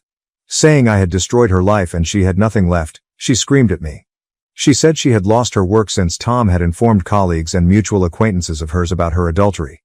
The word had gone like wildfire, and she was today the target of rumors and criticism. She was deemed problematic, which resulted in her termination. Having my parents send me that legal fear, I felt Mia got what she deserved. She was inconsolable even though I tried to reason with her, stressing that she had to own her actions. Claiming that I had always wanted to see her fail, she charged me with being envious and bitter. The chat made me feel forlorn and exhausted. The rest of the evening, Jake and I went over our choices. Although we couldn't let my parents pressure us into compliance, we couldn't afford to get caught in a legal fight with them. This legal fight would simply mark the nail in the coffin, as I believe they knew we were already juggling our wedding budget. I contacted a lawyer for help the next day. The circumstances stunned him, but he reassured me our case was strong. He advised us to compile proof of Mia's adultery and how it affected her relationship to Tom. Should my parents carry out their threats, he also cautioned us to get ready for a counterclaim. All of this was going on when I got another unplanned call, this one from Tom's mother. Having heard about the circumstances, she wanted to thank me for guiding Tom toward the truth. Tom was devastated, she remarked, but he was glad to learn before committing himself for lifetime. She also said Tom intended to start again in another city. Her call provided a minor solace among all the turmoil. It let me realize that by being honest, I had done the right thing even with the instantaneous fallout. Though they may act as outrageously as they wanted, my parents and Mia would remain in the wrong. That weekend, things took yet another drastic turn. Unexpectedly showing up at our residence were my folks furious. They insisted on talking with me. Though Jake tried to calm them, it soon turned into a shouting contest. While my mother wailed and begged me to mend things with Mia, my father claimed I had destroyed the family. Should I fail to meet their expectations, they reiterated their threats to cut me off financially and go on with the lawsuit. I stayed put, not cowering into compliance. I told them I would not be sorry for speaking the truth. Mia's actions have consequences. My parents stormed out at the end of the confrontation, resolved to start the case. The next several days were a haze of emotional upheaval and legal discussions. Though Jake and I tried to concentrate on our wedding preparations, the tension was too great. Extended family members who had heard about the circumstances started messaging us. Some offered support while others attacked my behavior. Although Jake didn't deserve all this drama, I really detested dragging him through it, but I was also appreciative of his unflinching support. In among all this, Meg, the childhood friend who had informed me of Mia's past infidelity, sent me an unexpected note. Should my parents want to take legal action, her offer to submit a statement regarding what had happened at her party may be very important proof. Meg's encouragement and the data we were compiling helped me to begin to see hope. Although it was obvious that this struggle was far from finished, I resolved myself to stick to what was right. As I am working on it, I also want to thank you all for being my support network during this period. Though it hasn't been simple, You have clearly shown me direction. I will see you folks a little. Hello, everyone? After several more days, the issue has gotten quite hot. Mia and my dad insisted on getting together personally to go over everything. Jake and I consented, believing this encounter could at last provide some clarity and closure. We agreed to get together in our place so we might manage the surroundings and steer clear of a public display. There was clear tension in the air as my parents and Mia showed up. When they sat down, I could see the expectation in their eyes. Though I had no intention of backing down, they most likely assumed I would be apologizing and begging for forgiveness. I began with tackling the elephant in the room. My parents and Mia looked perplexedly, obviously not expecting this. I informed them, I understand why everyone is here today, but before we go any further, I want to make one thing clear. I'm here to lay out the facts. I inhaled deeply and started making my point. I began with the couple months ago. I questioned Mia if it wasn't true that she handed me her phone during our double-date dinner and that I found she was chatting to Mike, her ex-boyfriend, when she was in a very committed relationship with Tom. She said she made a one-time error, but we both knew it wasn't accurate. Mia moved uneasily in her seat, her face pallid. I carried on, opening a folder loaded with proof. She confirmed that Mia had been found cheating with her boyfriend when I told her I had talked with Meg, who threw the party a year ago. This was a behavior trend, not a one-time error. I turned over a written statement Meg sent. Mia's parents and I looked at it, their expressions changing from uncertainty to shock. Still, that was only one thing. I also brought out more proof. Text exchanges between Mia and Meg in which Mia admitted to cheating and pleaded with Meg not to tell Tom. These timestamped signals were unambiguous and devoid of uncertainty. On the table I arranged the printed messages. Though this time it appeared more toward Mia than it did me, my mother gasped and my father's face became red with rage. At last, I turned to Tom and said in a letter, he spoke about how he approached Mia following our talk and how she finally admitted. He also detailed the emotional toll her adultery took on him and how it affected his choice not to pop the question. My parents found no words. Unable to dispute the overwhelming proof, they fixated on the paperwork before them. Tears welled in Mia's eyes, but she said nothing, clearly understanding the seriousness of the matter. I then addressed the lawsuit. Although my parents had threatened to sue me for emotional suffering and slander, based on the facts it was abundantly evident that what I had said was accurate. They lacked legal justification for their posture. Actually, if they went after this, I had a strong case for a counterclaim. The space was quiet. Clearly surprised and adjusting to the reality of the circumstances were my parents and Mia. Knowing that I had at last advocated for myself, I felt relief. For the last time, I told Mia I did this because it was the proper thing to do, not out of spite or jealousy. Mia had consequences for her actions. It was time for her to own them. Regarding my wedding, my message was straightforward. Either with or without their approval, everything was going forward as scheduled. We wouldn't allow someone to destroy our happiness. Jake and I would be getting married. Rising to indicate that the session was over, I hoped this would be a turning point for all of us. That brought me closure and I left the room. Though I am aware that difficulties lie ahead, I feel for the first time in a long time under charge of my own life. Although my parents and Mia can proceed with their case, now they know I will be squarely facing them and there is no good outcome for either of us. The encouragement of our friends and relatives keeps Jake and I forging ahead with our new life. Though the road to recovery with my sister and family will be long and challenging, we are ready to travel it together. Eventually, defending myself and acting morally offered a sense of tranquility I had been lacking for so long. Looking ahead, Jake and I know we are stronger since we confronted these obstacles squarely. Without the recommendations and encouragement in the comments, this would not have been feasible. All of you and your tales have taught me so much. Thank you, then farewell. I exposed my sister and fiancé's deception at the altar. The wedding they planned to destroy became their undoing. I operate a hotel at one of Boston's most prominent establishments as a 45-year-old woman. I've worked my way up from the front desk to my current position, dedicating the last 20 years of my life to this business. What began as a work to help my sister when our parents passed away has evolved into my identity, my accomplishment, and my haven in a cruel world. Creating moments, planning experiences, and making sure every visitor feels the warmth and elegance that have come to define our brand are all part of managing this hotel, not just keeping an eye on things or upholding standards.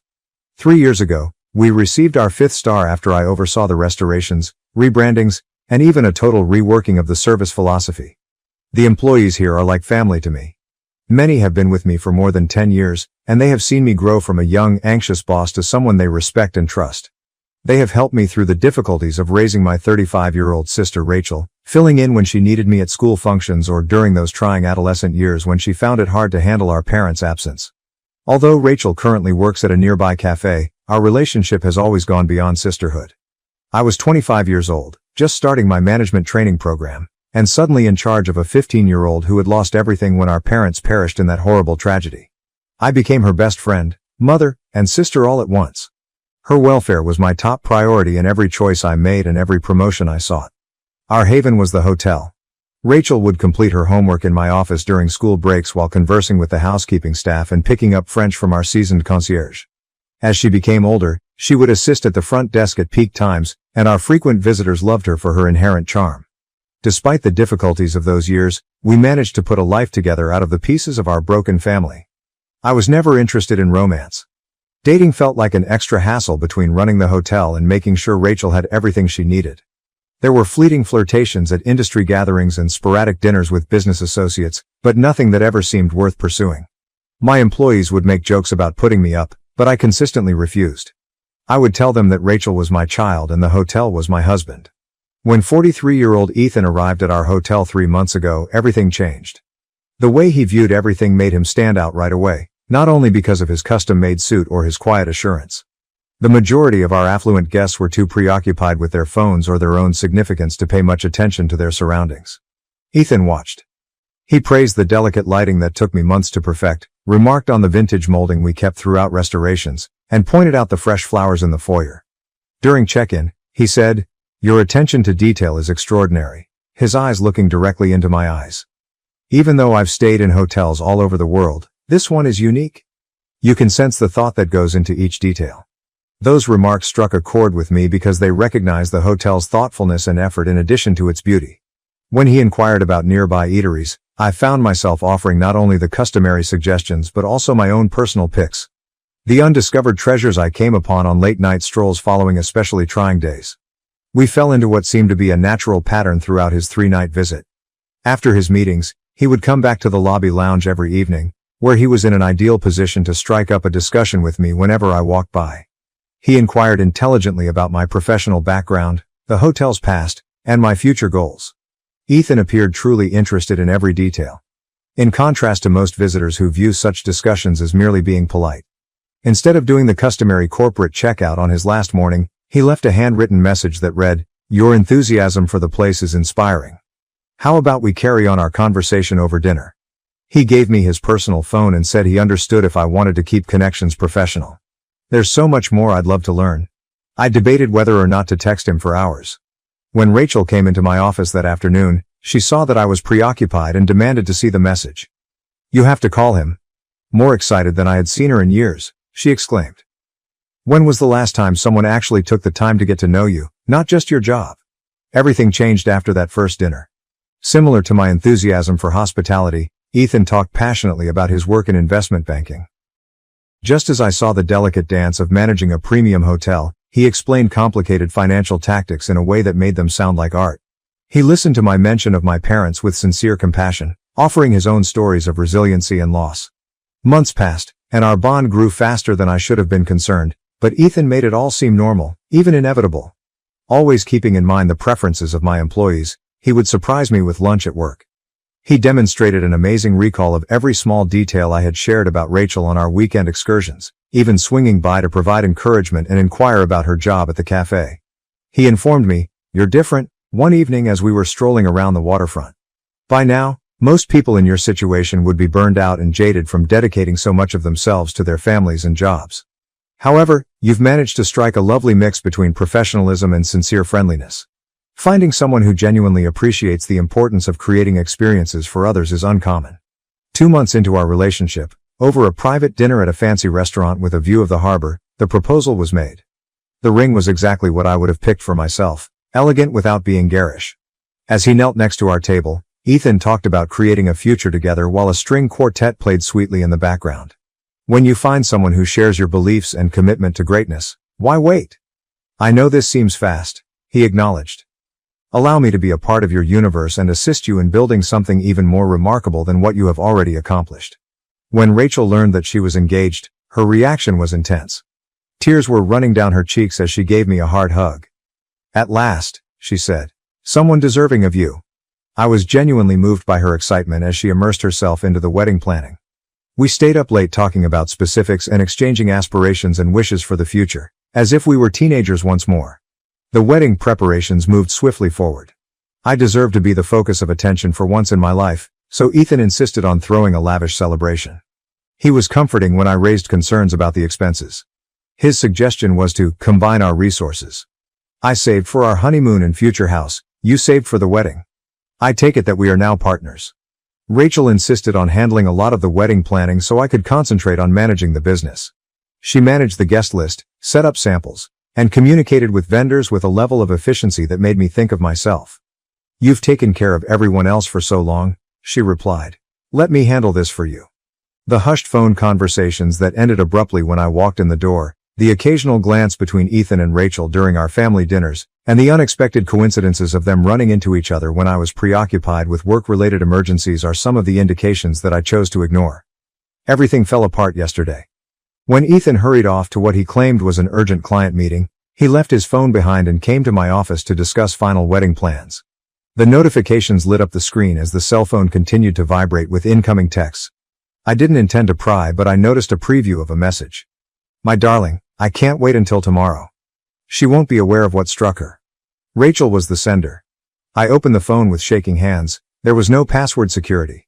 He never thought I would see it, I discovered later. My world was completely upended by what I discovered. They exchanged hundreds of mails dating back months before I had even met Ethan. In an early communication, Ethan had written, "She's perfect for our plan. Hotel manager, substantial savings, no real relationship experience, plus she trusts you completely." Rachel had even more heartbreaking answers. "She has always put a lot of effort into looking after me. She never established a personal life. This will be far too simple." Everything had been planned by them. It wasn't by accident that Ethan showed up to the motel. Rachel had told him everything about me. Even my favorite wines and my routine. Every chance meeting, every sincere discussion, had been meticulously orchestrated. But their affair was only one aspect of the truth. Ethan's career as an investment banker was unsuccessful. He used credit cards to purchase his luxury suits. His promises of an opulent future were false, and his tales of financial triumph were made up. I was his lifeline as he drowned in debt. Their true strategy was made clear by the messages. Utilize my cash to have an extravagant wedding, then during the ceremony, shockingly disclose their affair. They would make fun of me in front of my friends, co-workers, and employees, and I would be left to bear the consequences. With what was left of my money, they would vanish. Something else caught my attention as I read through their exchanges. Notes from Ethan's legal wife, Catherine. She knew who he truly was, unlike me. Arguments concerning unpaid bills, unpaid child support, and his gambling debts filled their texts. Now as the light is rising, my workplace is covered with deep shadows. My hair and makeup crew will be here in a few hours. Rachel is meant to be present, acting as the maid of honor and a loyal sister. Another detail I discovered in their communications is that Ethan will likely be practicing his vows, which I now know were lifted from romantic films, in preparation for his role in this deception.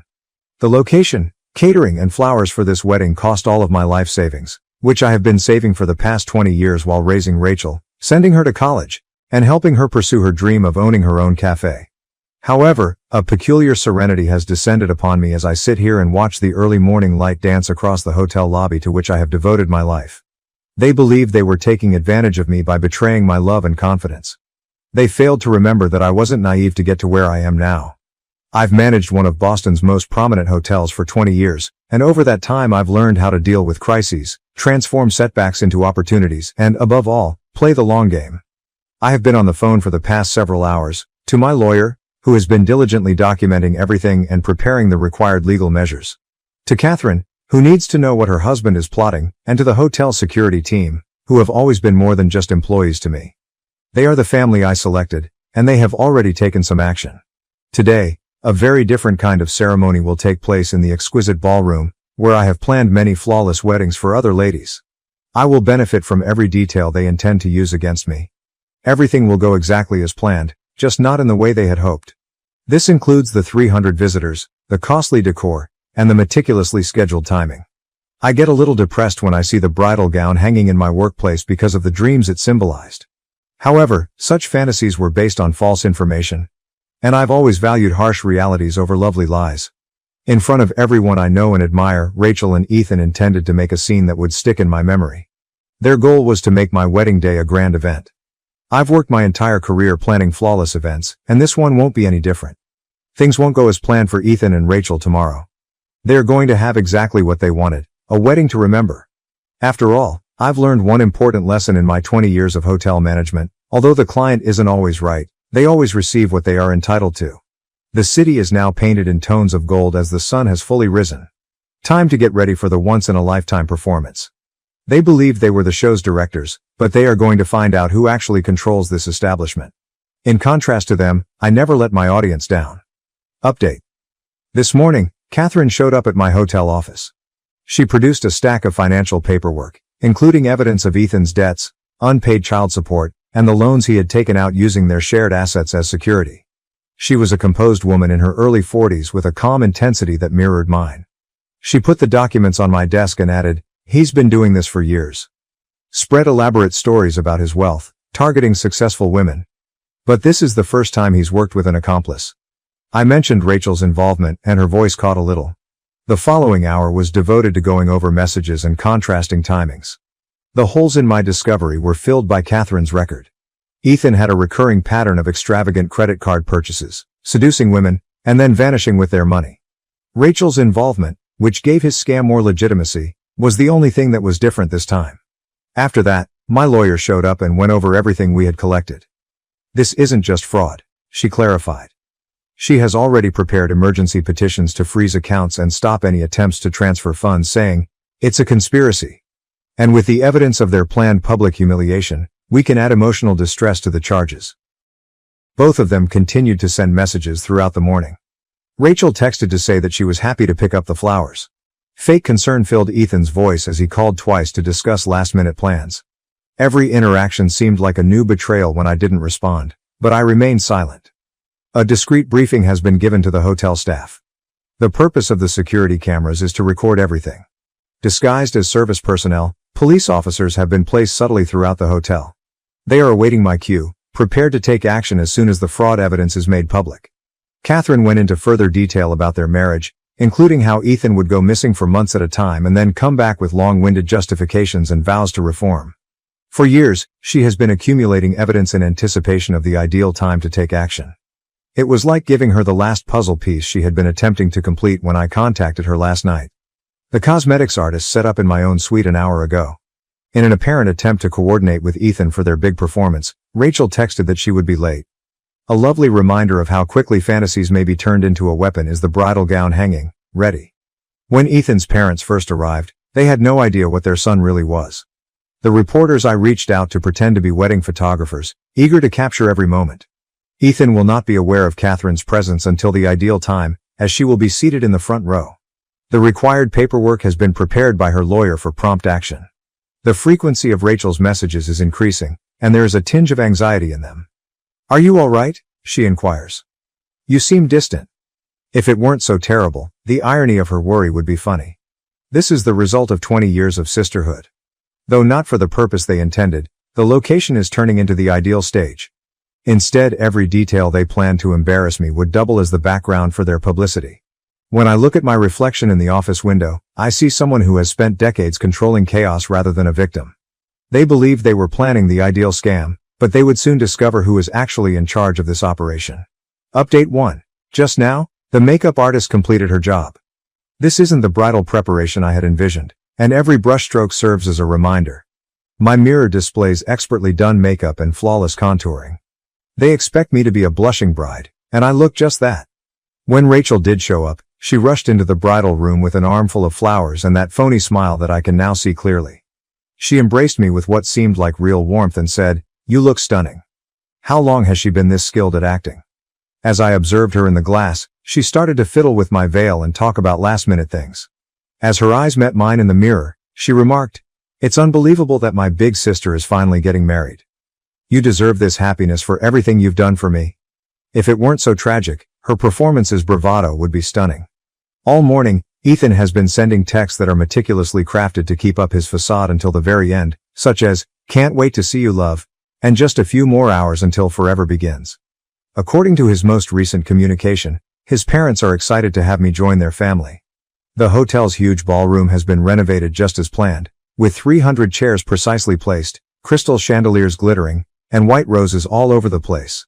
Only a few members of my team are aware of what is actually going to happen, but they work quickly through the preparations. Ethan won't notice Catherine until it's too late because she is already positioned, sitting quietly in a corner. A few minutes earlier, her lawyer showed up with paperwork. The police officers who are pretending to be employees have verified their identities. Rachel never stops attempting to spend meaningful time with me. Do you recall the time we spent planning your wedding as children? As she adjusted my clothing, she inquired. She is correct in one regard, this will undoubtedly be more remembered than those childhood fantasies. This is even better than anything we imagined. I can see visitors coming in through the window of the suite, acquaintances I've known for decades, co-workers from the hotel business, and even some of my frequent visitors who have grown to be like family. They're all decked out in their best attire, anticipating a love celebration. Rather, they will witness a very other event. In the foyer, Ethan's parents are welcoming visitors, and his father is gushing over his son's prosperous investing business. Their world will soon fall apart just as thoroughly as mine did yesterday. The string quartet is getting ready and rehearsing in the wedding march, which will never come to its customary end. I just received confirmation from my lawyer that everything is set up. Legally, as soon as Ethan and Rachel take action, a series of unanticipated events will begin. Rachel continues to be the loyal sister by assisting me with my sneakers. She squeezed my hand and asked, "Are you nervous?" I forced a tiny grin, realizing how accurate she was about the gravity of what was about to happen. It's normal to be quiet before such a big moment. We have 30 minutes till the ceremony starts. According to the wedding coordinator's recent signal, Rachel excused herself to inquire about a few things, most likely to finalize plans with Ethan. Today, I'm by myself in the bridal suite, surrounded by the mementos of what ought to have been the most joyous day of my life. They'll discover in half an hour how justified their dread of my attention to detail was. Update 3. I started walking down the aisle as the wedding march got underway. Ethan played his role as the successful, attractive groom filled with emotion as he stood at the altar. The scenario briefly resembled the fairy tale conclusion they had intended to ruin. Rachel, still wearing her maid of honor outfit, came forward as I was halfway to the altar. She said, "I'm sorry, but I can't let this continue." Her voice echoing over the flawless acoustics of the ballroom. "Ethan and I are in love. I'm carrying his child." The audience's gasp was precisely what they had hoped for. Just as expected, Ethan's face changed from that of a stunned groom to that of a regretful lover. I recognized that they had practiced this moment. Their spectacular surprise had been meticulously arranged. Ethan said, walking over to me, "Grace, you've been nice to us, but Rachel and I—" My voice was clear and calm when I interrupted. I motioned toward the rear of the room, and the big screens that had been used for wedding pictures came to life. "Let me handle the announcements from here." The meticulous preparation, the premeditated deception, the jokes about my confidence, and their planned betrayal were all visible in magnified form. Catherine got up from her chair and walked slowly in the direction of the altar. Ethan's expression turned pale. She said, "Hello, darling." Her voice piercing the startled quiet. "Surprised to see your wife here?" There was another round of gasps when the word wife reverberated around the ballroom. The policemen who had been pretending to be employees took their places. With paperwork in hand, my attorney came forward. Financial information started to slide on the screens, the theft, the fraud, the complex strategy they had devised. "Ethan Thompson," declared the lead detective, "you are being held on charges of grand theft, fraud, and conspiracy. Miss Rachel Anderson, please remain where you are." Rachel's expression fell flat. The self-assured smile gave way to fear. She reached for me and pleaded, "Grace, please. You don't understand. He said that once we had your money, we'd be together." Finally expressing my rage, I said, "Once you had my money? You'd run away together, start a new life with the savings I earned while raising you." When Ethan attempted to flee, the hotel security guards were prepared. All the exits were closed. His father got up and demanded answers.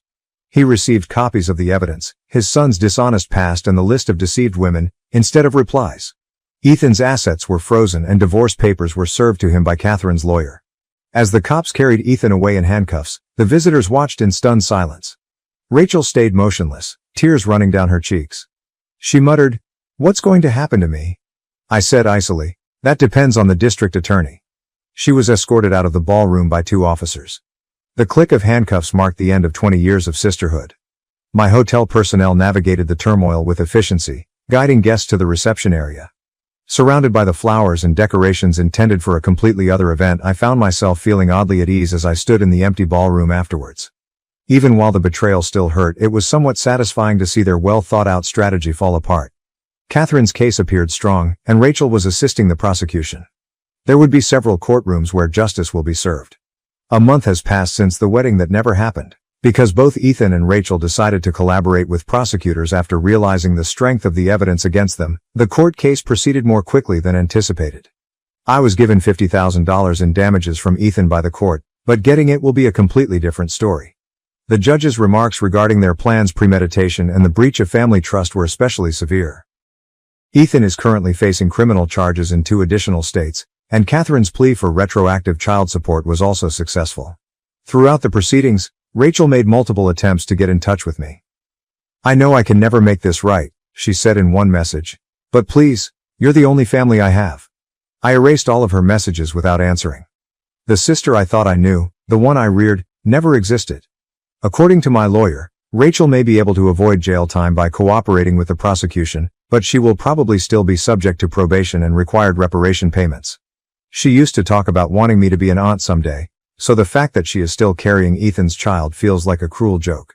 Once more, although in a different way, the hotel has turned into my haven. I was really struck by the loyalty of my workers during the entire event. They have surrounded me with a protective circle, answering phones, rerouting intruders, and making sure I can concentrate on what I do best, managing this establishment. Quickly, word got out about the failed wedding and the arrests that followed in the hotel business. Unexpectedly, it has improved rather than harmed my reputation. "Takes real strength to handle that kind of betrayal with such dignity," said one of my frequent clients. In a long letter, Ethan's parents expressed their sadness and embarrassment. I turned down their offer to pay for the wedding. Money was never the point of this. It has to do with family and trust. I've already transformed the intended improvements for the honeymoon room into a brand new corporate conference space. I've kept in touch with Catherine, exchanging details on Ethan's current legal issues and offering support for one another's court challenges. She has turned into a surprising ally who genuinely recognizes the extent of his dishonesty. "We're both better off knowing the truth," she stated to me, "no matter how much it hurts. I still have the bridal gown hanging in my wardrobe. Something prevents me from making the final decision to donate it, even though I should probably. Perhaps it serves as a reminder of what I learned about my own strength rather than what I lost." The woman who purchased that outfit was incredibly naive in her trust. Now the owner, a woman, is aware of this. I've kept Rachel's old room ready for her over the years, and her belongings are still there. I finally packed everything into boxes yesterday and gave a storage firm a call. It will be held for 30 days. I forwarded the information to her via my attorney. Anything left over after that will be donated. The betrayal itself is no longer the most difficult aspect. It's recognizing how poisoned 20 years of recollections have become. Was Rachel constantly playing a part, waiting for the appropriate moment, or was every Christmas picture, milestone celebrated and late-night chat with her genuine? I've returned to my job, finding solace in the well-known routines of hotel management. I'm putting all of my energy into new initiatives and enhancements, and my staff has observed that I'm more focused than ever. I was invited to give a presentation on crisis management at a hotel management conference last week. I hardly recognized Rachel's handwriting when I looked at her signature on the settlement documents this morning. On the other hand, I hardly recognized her anymore. With a few pen strokes, 20 years of sisterhood came to an end. I have lost my anger. Simply fed up with bearing the consequences of what transpired. My true family, my employees and devoted customers, need me, and the hotel needs me. And I simply have to look after myself for the first time in 20 years. I occasionally find myself thinking about Rachel and the unborn kid she is carrying late at night in my office. I know I made the correct decision though, when I think back on the messages I saw, the premeditated betrayal, and the years of deceit. After burning, certain bridges ought to remain ashes. My wife divorced me, went on vacation with her affair partner, thinking she'd get my parents' trust fund, but instead, she got a lawsuit. Hello, I'm Aaron, a 30-meter person, and I'm just going to try to write everything down here. I've known my pals have been friends with me my entire life because they claim that I'm the trust fund baby. They always attempted to get close to me, assuming I would be sponsoring alcohol at parties and holding extravagant parties all over the world. But every time I proved to be nothing like that, they abandoned me. My parents do have a sizable trust fund for me, but I am aware of how hard they have worked to earn it. I am aware that money wasn't created overnight and that my father's business may be destroyed by a single error. I therefore put a lot of effort into building on what my father began every single day. But I came so close to making that one error recently. I didn't date anyone while I was in college, except for Ashley, my wife, the love of my life, and 28F. I'm not the kind to casually date or hook up with women. My goal was to date in order to get married.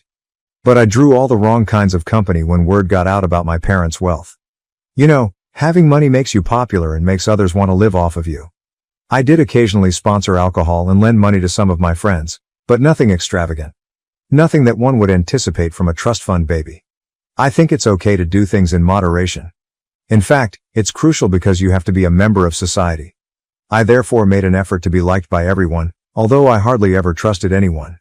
I met Ashley at my graduation celebration. I struck up a conversation with her informally as she didn't seem to know me. We hit it off right away. After exchanging phone numbers, I took her to McDonald's for our first date. We had an incredible time. I fell in love and she didn't seem to mind that our first date wasn't particularly spectacular. My first love in life was Ashley. She wasn't dull and didn't seem to be making a concerted effort to win my approval. She was just being herself. She was also incredibly intelligent. I seemed to obtain an image that was beyond my budget while I was with her, and I felt normal. She didn't seem surprised at all when I took her to meet my parents after we had been dating for a month. She seems to agree that I was wealthy and impartial. That gave me hope that she wasn't at all put off by my money. She probably wasn't surprised because that was part of her strategy from the beginning, but I didn't realize that at the time. Winning me over was a well-planned tactic because she was well aware of who I was and that I was not seeing anyone. When she met with my parents, she exuded elegance. I fell deeply in love with her because she was so charming. The first female I ever took home was her. My parents were ecstatic about me. She never took any expensive presents from me during the year we dated. The fact that we weren't yet married was the only explanation for her refusal. After a year, I asked her to marry me. She was my parents' ultimate sweetheart. Since she wanted to work to increase our wealth, she told my parents that she only had one request and that they never asked her to quit her job. My mother gave her a hug and expressed their happiness that I had found a wife who was so encouraging. Ashley earned a respectable salary while working for an IT company. My parents threw a party for our second anniversary. They declared their intention to offer Ashley a present and suggested adding her name as a beneficiary in addition to mine. They introduced Rob, the trustee, and Ashley to everyone else. He worked as an accountant for the business that managed the investments and money's legalities. Rob had a daughter and was married. His spouse practiced law at the same firm. My wife's name was listed as one of the beneficiaries, and everything was handled. Ashley had a great relationship with my parents and always tried her hardest to make them happy. As part of her career, she also traveled and worked a lot. Later on, I discovered that whenever my parents hosted a party, she would travel with her affair partner. She constantly wanted to go and looked beautiful. Numerous times during these parties, I witnessed her conversing with Rob in a corner while blushing from the wine she was holding and laughing a bit too much. And even though I was naive and infatuated, I never once considered the possibility that she might be having an affair with Rob. However, these two had been having an affair behind my back the entire time. In retrospect, Ashley surprised me. She is a true professional actor. The idea of ever suspecting her felt sacrilegious because of how beautifully she treated each of us. She was merely waiting though. My parents died within 6 months of one another, about 7 years into our marriage. It was simply too hard to manage all the emotions and still keep the business operating, so I threw myself fully into my profession. Ashley began revealing her actual self for the first time in years at that point. She remained aloof after the funeral. I attempted to give her space since I believed she might be coping with her grief in her own manner. She didn't inquire about my well-being or mention anything about the death of my parents. I found that odd. But I also subconsciously chastised myself for not being able to express my feelings. It took me about 2 weeks before I made the decision to leave work early and speak with Ashley about it. On the way back, I purchased a bunch of pink roses. Since I had my own key, I opened the door and confronted Rob. I asked him if he had come to discuss the trust or something since I was perplexed. Ashley emerged with 2 luggage from behind him. That's when I realized Rob had 2 suitcases too. "Oh dang," Ashley remarked, glancing at me. "I meant to do this quietly. I was going to leave you a note to inform you that I'm moving out, but I suppose we'll have to do it in person now. I'm leaving you, all right?" "Yes, you heard correctly. And yes, after we get back from our trip to Italy, I'll be moving in with Rob. Your parents ensured that I would receive sufficient funds to cover it. We're divorcing then. Rob will now file for divorce as well. Don't look like a helpless puppy now. Are those flowers for me? Thank you. I'll take them. Goodbye. Before I could ask her to wait, they had already left. There was silence after I heard the motor revving up. My wife of 8 years abruptly left me.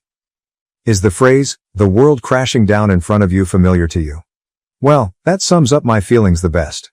I didn't leave the house for 2 days. I kept the blinds closed. Cup noodles and chilled meals were my only sources of sustenance. I was afraid of the silence, so I never switched off the TV. I had no desire to take a bath. Someone rang the doorbell on the 3rd day. I assumed they would eventually go if I didn't answer the door, but that didn't happen. Whoever it was pressed the bell longer and harder each time it rang. The ringing continued for several minutes after that. Someone was now hammering on the door. "I know you're in there, open up right now," a woman's voice said. "I won't go until I have a little conversation with you." I assumed it was Ashley, but then I recalled that she and Rob were on vacation in Italy. I felt a new surge of melancholy at the concept. I dragged myself out of bed and began opening the door because the banging and knocking wouldn't stop. A woman with red hair wearing a two-piece suit was waiting for me when I opened the door. It appeared as though she would eat my head off. "Your wife fled with my husband," she remarked. "It won't assist anyone to sit here and be a wimp. In 15 minutes, get up, take a bath, and enter the living room. We have a lot to discuss." As soon as I didn't answer, she opened the door, met my eyes and said, "You stink." "Okay, Mom," I said before I went to the restroom. "I heard that," she yelled back. I laughed in spite of themselves. After my bath, I felt somewhat human again, and the living room looked immaculate when I got back. The kitchen was no exception. Rob's wife, Sandra, gave her introduction. She explained that she had been attempting to contact me at my workplace for the past 2 days but was unable to do so, so she ultimately made the decision to come to my house. She was serious. What she was telling me was unbelievable. Sandra claimed that, similar to me, she was unaware that Rob was unfaithful to her.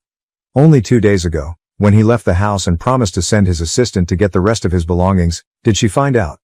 Her world was broken, just like mine was, but she didn't mope about it. She began to dig. She started by looking through Rob's laptop. There, he kept his work belongings, but he was hooked onto Facebook. She quickly combed through his conversations to discover who he was having an affair with. She swooped like a hawk once she was certain. She was very certain that Rob was withdrawing funds for his personal purposes after reviewing all of the documents pertaining to my trust fund. He was being helped by one of the beneficiaries, who was none other than Ashley, so it began little enough to go unnoticed, but ultimately he had grown confident and reckless. Although she wasn't lying, I kind of wanted she was. Sandra was prepared to destroy them because she had all the evidence. Sandra said, "I have a little daughter," while I was still unsure. "I'll get every last dime out of Rob, and I'll completely destroy Ashley. What you believe doesn't matter to me. I only wanted to let you know. If you do not wish to participate, you're under no obligation to do so." She exuded confidence and determination, and I knew from a way that I could trust her. I was on board then. We exchanged handshakes. We were working on a scheme that would cost my ex-wife a lot of money while she was on vacation in Italy. Rob and Ashley had returned from their 10-day vacation in Italy. Sandra and I wanted to see how they would react when the penny dropped, so we waited for their call. I had been at work on a Monday when Ashley called. She went on a tirade as soon as I answered. "What on earth is going on? What does Rob mean when he says we're having problems? Where's my money too?" "You mean the money from my parents that Rob used to buy you presents and most likely the apartment you moved into," I said. "I hope my lawyer got back to you. It's Rob's wife Sandra, who also happens to be employed at the company." Before she could utter another thing, I hung up and told her I had to leave. That day, Ashley was waiting outside when I left work. She blocked my path as I proceeded toward my car, pretending not to notice her.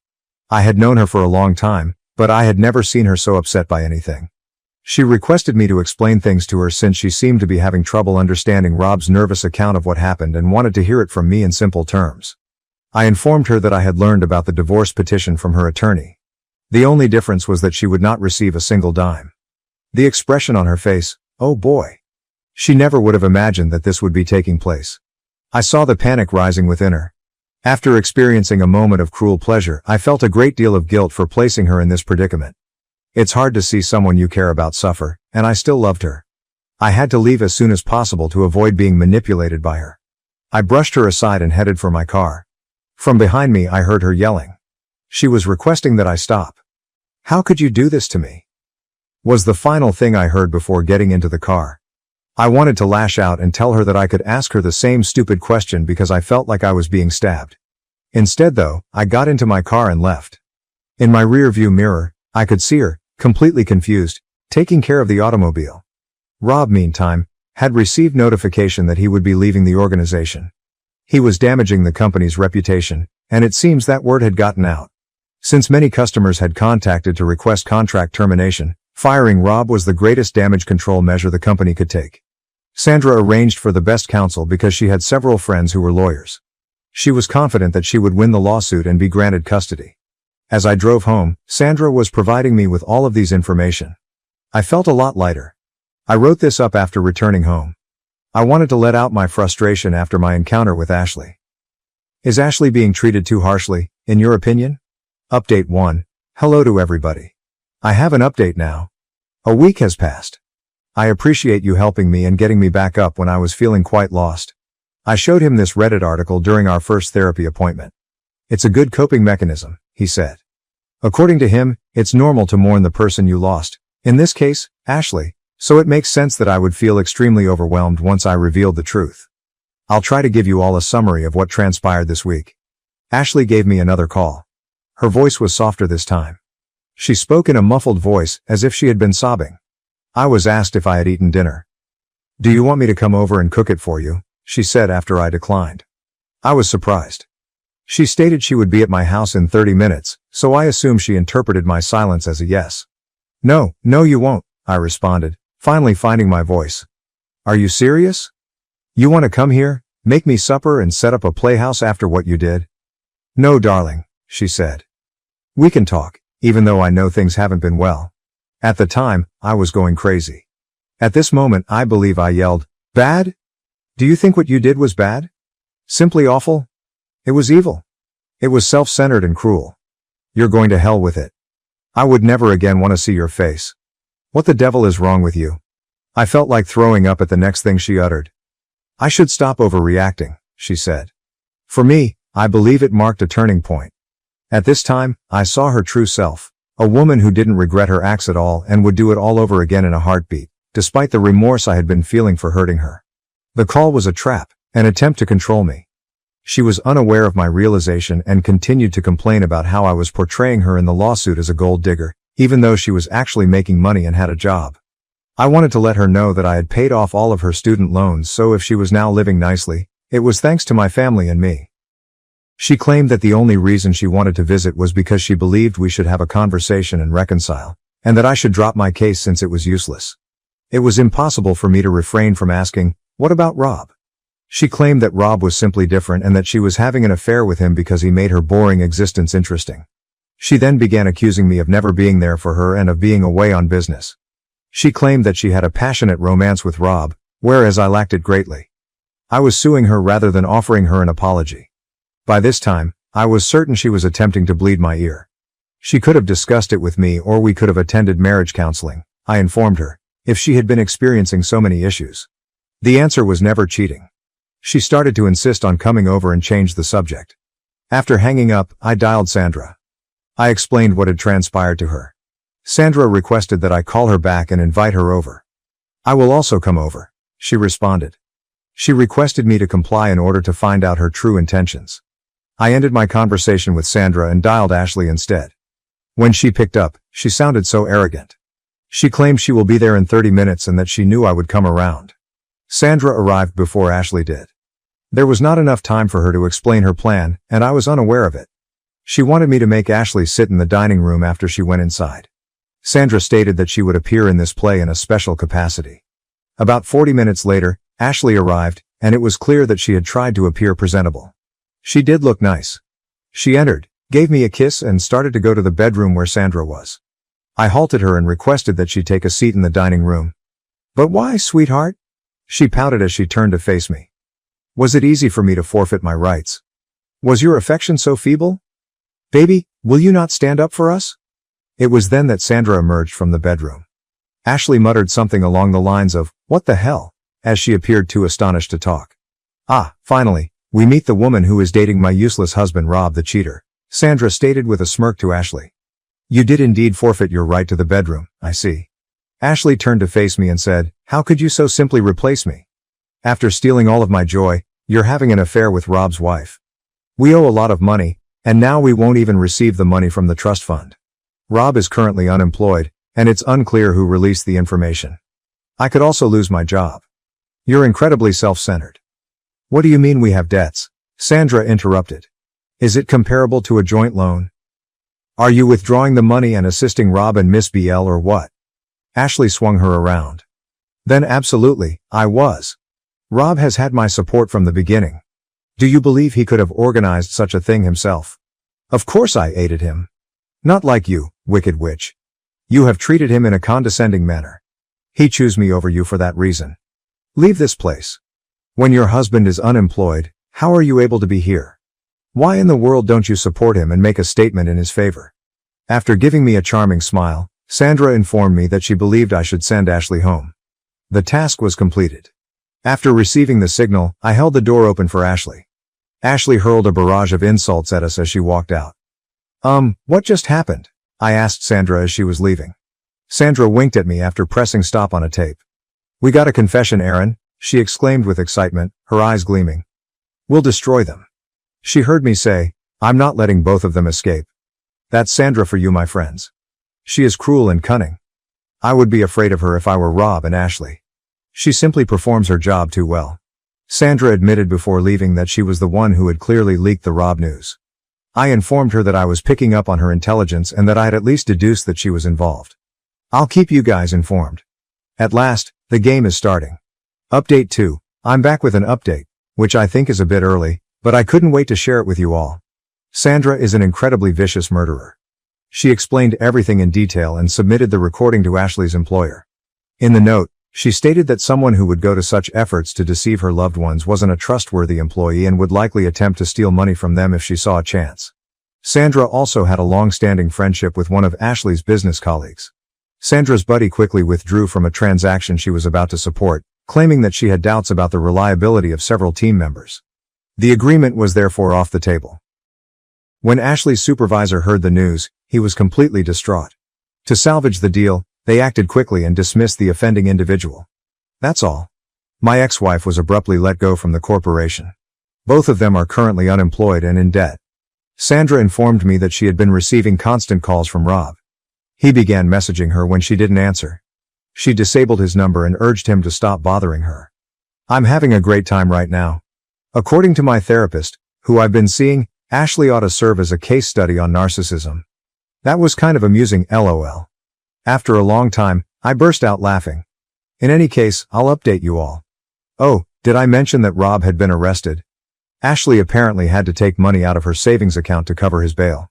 Serve them well, lol. For now, goodbye. Update 3. Sandra gave me a call this morning. She was enraged. Rob apparently rang her doorbell intoxicatedly early in the morning and continued to abuse her. The entire incident was captured on her security camera. He tried breaking in when Sandra begged him to leave. Only after Sandra threatened to call the police did he go. The worst part of the entire situation was that Sandra and Rob's daughter, Emily, woke up as a result of all the noise. She witnessed the events and is now traumatized. Children typically suffer after divorce, but witnessing your father go drunk on your doorstep, yelling at your mother, and attempting to break into the house is an entirely different matter. Since then, Emily has refused to leave her room. Sandra needed to go to the police station to file a restraining order, so she asked if I could come over. At such short notice, she was unable to hire a babysitter. I assured her I didn't mind and asked them to call me at work if they needed anything. Sandra went out the door as soon as I arrived. Since Emily hadn't even had breakfast, she advised me to offer her some food if she came out. I went to knock on Emily's room as soon as Sandra left. I got a pin and shattered the lock when no one answered. I have no idea why, but I was feeling suspicious. I was contemplating the worst-case situations during the stillness. I was unable to remain motionless while the youngster was in pain. There was no one in the room when I rushed in, and I was breathing heavily. Then I noticed a slight movement. Emily was concealed beneath the bed. With the exception of her hair, the 3- or 4-year-old daughter looked exactly like her mother and was staring at me with fear in her eyes. She stammered in terror and managed to ask me if Rob had sent me and if I was her dad's buddy. I got down on my knees and said hello. I explained to her that I was actually her mom's friend rather than her father. At that, she appeared to calm down a little. She then began to stare out the window nervously and inquired as to whether her father had left. Since her mother was like a tigress and would do everything in her power to protect her cub, I answered that he was. At that point, she broke down in tears and confided in me about her fear that Rob would break in and harm her mother. I promised her I would never allow that to occur. In addition to losing a parent, this innocent child had witnessed what a terrible monster her father was, and I felt terrible for her. I persuaded her to play her favorite Disney film and come out. I served her some lasagna that I had warmed up. Sandra tells me that Emily was sleeping well on my chest and drooling into her favorite pillow when she returned. Emily clung to my legs and wouldn't let me go that evening when I was ready to go. She sobbed repeatedly before finally admitting that she was afraid Rob would reappear and leave her mother alone. When Sandra rolled her eyes at me, I stopped joking that her mother didn't need to be protected. I stayed the night because I knew it would be very hard to explain a restraining order to a youngster. Emily and I both slept soundly. Sandra served us delicious pancakes the following morning, and I left right away for work. That night, Emily made me swear that I would return to sleep at their place. Well, I suppose that's my life at the moment. Sandra's place is where I have to stay at night. Sandra has yet to find a good child psychologist, despite her best efforts. I'll give you all an update following the initial hearing. Goodbye. Update 4. Well, phew, I guess I haven't given you guys any updates in a while. The initial hearing has concluded. This is what a lay person like me has discovered. Rob and Ashley are completely cooked. Yes, brother, I do mean it. They're barbecue cooked. We have so much damning evidence against them that the matter is really closed. However, given the nature of courts, it is likely to take a long time. Sandra thinks it won't take more than 6 months. She also thinks that they will both be going to jail. Rob and Ashley will definitely not receive any compensation for the divorce. Rob is also required to pay child support. Rob and Ashley were unsuccessful in their employment search. I've learned that Rob works as a janitor at a local club. We witnessed Rob being assaulted by some loan sharks outside the court. For that man, things are looking bleak. He's done. He rushed to Sandra when he saw her outside the court and collapsed at her feet. We now know better, yet he persisted in pleading with her to take him back. According to Sandra's attorney, Rob won't even be granted visitation rights because the case is so strongly in Sandra's favor. I discovered my fiancé and my sister in bed together during my engagement party, and my parents asked me to stay silent to protect her reputation. I am a tenured professor at a large northeastern university, 42F. Since I'm still processing what happened at my wedding and, to be honest, I need some perspective, I need to explain what happened. Let me first briefly explain the dynamics of my family. Lisa, 38F, my younger sister, has always been our parents' favorite. Lisa entered the media industry and became a local TV personality, while I spent years conducting research and writing articles for academic purposes. Our parents were always telling me how successful and gregarious Lisa was. The partiality was brutally evident when I was growing up. Our parents paid top bucks for Lisa to enroll in theatrical classes. I was told to use what we had when I required equipment for my science projects. All our lives, this trend persisted. The only person who really encouraged me to pursue my academic goals was my dad's mother, my grandma Martha. Elena, you have a gift in your mind, she would often tell me. Don't allow someone to make you less bright. While my parents were occupied watching one of Lisa's TV segments, she joined me in celebrating the publication of my first research paper in a famous magazine. After putting a lot of effort into my job, I became one of the youngest female professors in my field.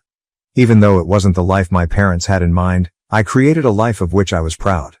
Then, during an academic meeting, I met David, 44M. He was pleasant, intelligent, and seemed to have a unique understanding of me. After 2 years of dating, I was ecstatic when David proposed.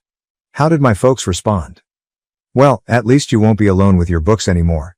Even more telling was Lisa's response. With the same patronizing grin she had had since she was a young girl, she exclaimed, "At last."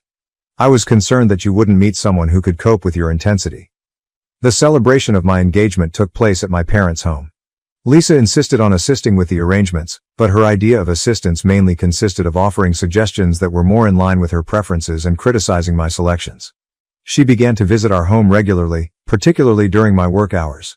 I assumed she was simply acting in her typical domineering manner. In retrospect, there were a lot of warning signs that I decided to overlook. The way Lisa would enter a room and David's gaze would follow her. How she would laugh at his jokes and touch his arm. Lisa started coming to our neighborhood at the same time that David was spending more and more late nights at the lab. I recall the final instance of normalcy before things went awry. I was standing in the bedroom from my early years, examining old pictures hanging on the wall. Several glitzy photos of Lisa were hidden below my graduation photo. It seemed appropriate, a fitting illustration of my role inside the family. However, what followed? Things took an unexpected turn at that point. Downstairs, the engagement celebration was in full force, and I became aware that I hadn't seen David in a while. I told myself he was probably just making a work call, so I went upstairs to look for him. I heard noises coming from my former bedroom at that moment. My hand was motionless on the doorknob while I stood there for a while. I opened the door even though I had a sneaking suspicion of what I would discover. David and Lisa were entangled on the bed where I grew up. I had spent many evenings studying for my PhD qualifications in the same bed. Lisa lacked even the grace to display embarrassment. "Oh, Elena, you should have known," she continued with that same condescending grin. "I always manage to achieve what I desire." The worst thing. Richard, 40M, a prosperous real estate developer, was Lisa's husband.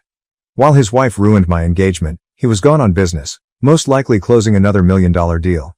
I can't really recall what transpired next. In some way, my legs carried me down the hallway as I backed out of the room. David's voice carried that false sincerity I now knew all too well as he called after me. "Elena, hold on. It isn't what you believe." However, it was precisely what I had assumed. Before my parents caught me, I had already gone halfway down the steps. My expression must have told them everything. "Elena, sweetie, please don't make a scene," was my mother's initial statement. "Consider your sister's union. The marriage of my sister. Not the broken engagement I had. My heart isn't broken. The marriage of my sister." With a low, anxious voice, Dad joined in. "You are aware of Richard's fidelity issues. A prenuptial agreement exists. She might lose everything. Elena, please consider the impact this would have on the family." The family. The same family that had prioritized Lisa's needs at all times. The same family that had disregarded my accomplishments, disparaged my decisions, and now demanded that I shield their golden kid from the repercussions of her own behavior. I passed them and entered the crowded gathering. When I walked in, the room fell silent. They must have noticed something in my face. David came up the stairs, buttoning his shirt hurriedly. Her flawless makeup was a little smudged a few moments later. My voice was unusually steady as I continued. "I apologize, but the engagement is off. I have to go, but please enjoy the food and beverages." Whispers and gasps began instantly. Behind me, I could hear my mother's shoes clicking quickly on the floor, but I continued. I went outside to my car after grabbing my keys. David was beckoning me, demanding an opportunity to clarify. Mom was crying for commitment to the family. Lisa watched from the doorway with the same angry smile, strangely mute. I packed up everything that belonged to David, including his priceless collection of rare scientific papers, books, and clothes, and drove directly home. Everything was placed in boxes. After renting a storage container and dropping off his items, I sent him the address and code to get entry. I then blocked all of his social media accounts, his email, and his phone number. My relatives began sending me messages right away, including guilt trips about how this would ruin Lisa's marriage, pleas to stay quiet about what had happened, and cautions about family loyalty. I also blocked their numbers. I came to a realization that evening while I was sitting by myself in my partially vacant flat. This was more than merely David's treachery. This was the result of my family always picking Lisa over me. I had finally had enough of them choosing her happiness above mine. I inhaled deeply, made a glass of wine for myself, and started methodically clearing out their contact details from my phone.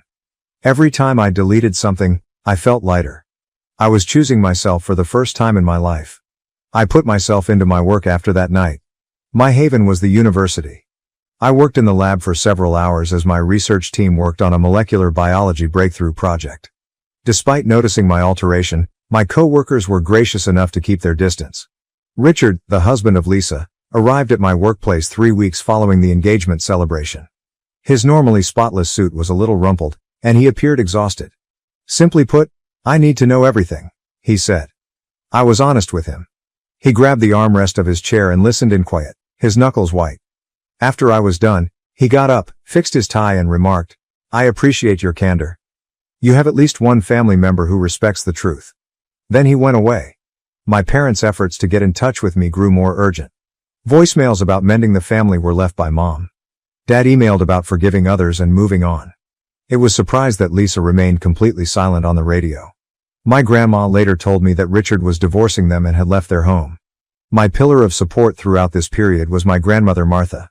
She would sit with me, share stories about her personal challenges, and bring home-cooked meals.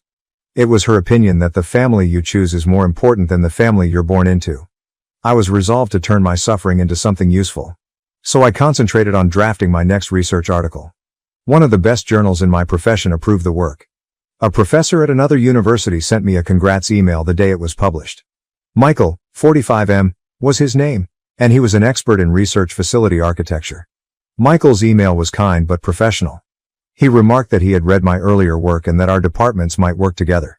I was drawn to his writing style because it demonstrated more than simply professional etiquette. There was a sincere interest in the science. We started a communication regarding the relationship between research efficiency and laboratory design once I replied. Over time, our emails grew longer and more intimate. He talked about how his own family had helped him pursue his unusual career path of integrating scientific study with building. I really ran into him one day when I was buying coffee at the school cafe. I spilt my coffee all over his white shirt while he was at our university for a conference.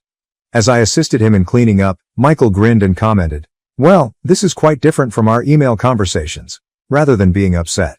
He asked if he could get me a coffee substitute. I paused. I had vowed to never date again after David, especially in academic settings. However, Michael was different in some way. Perhaps it was the way his eyelids wrinkled when he grinned or the fact that he made no effort to impress me with his academic background. Observing my hesitancy, he laughed, "I promise I'm not a serial killer. Just a clumsy architect who'd like to replace your coffee and maybe hear more about your latest research in person." "Just coffee," I firmly stated. For the first time in months, I felt at ease as we sat and chatted. David was not like Michael at all. When I told him about my work, he listened. Really listened. With refreshing candor, he told tales of his own endeavors, triumphs and setbacks. He asked if he might see me again before heading out to his next conference session. To my astonishment, I said yes. I sat in my office that night and gazed out over the campus. I felt hope, something I hadn't felt in a long time, when the quad was covered in long shadows from the sinking sun. Not only for a possible romance, but also for the chance to create a life that was really mine, free from Lisa's persistent influence and my family's expectations. My mother texted me, "Lisa is having a hard time." And my phone chimed. "Richard is acting irrationally. She requires her sister." I took a good look at the mail before deleting it without replying. After being torched, certain bridges ought to remain burned. Rather, I opened my email and started composing a letter to Michael regarding a joint study project I was considering. I grinned as I typed, recalling how his eyes had brightened when we talked about the possibilities of multidisciplinary study. Perhaps, just possibly, this was the start of something genuine. Something that was exclusively mine, unaffected by the poisonous relationships of my past. Update 1. 6 months have passed since my previous post. Regarding Michael, the architect I actually ran into at the campus cafe, many of you requested an update. That coffee date ended up into something I never would have imagined. Following our first meeting, we began discussing our joint study project over video calls. Over time, these business-related conversations turned into lengthy discussions on anything from childhood dreams to beloved books. Michael found my passion for academics fascinating. In contrast to my family, who always considered it as a weakness. There was no plan for our first actual date. We met to go over the specifics of the project while he was in town for another conference.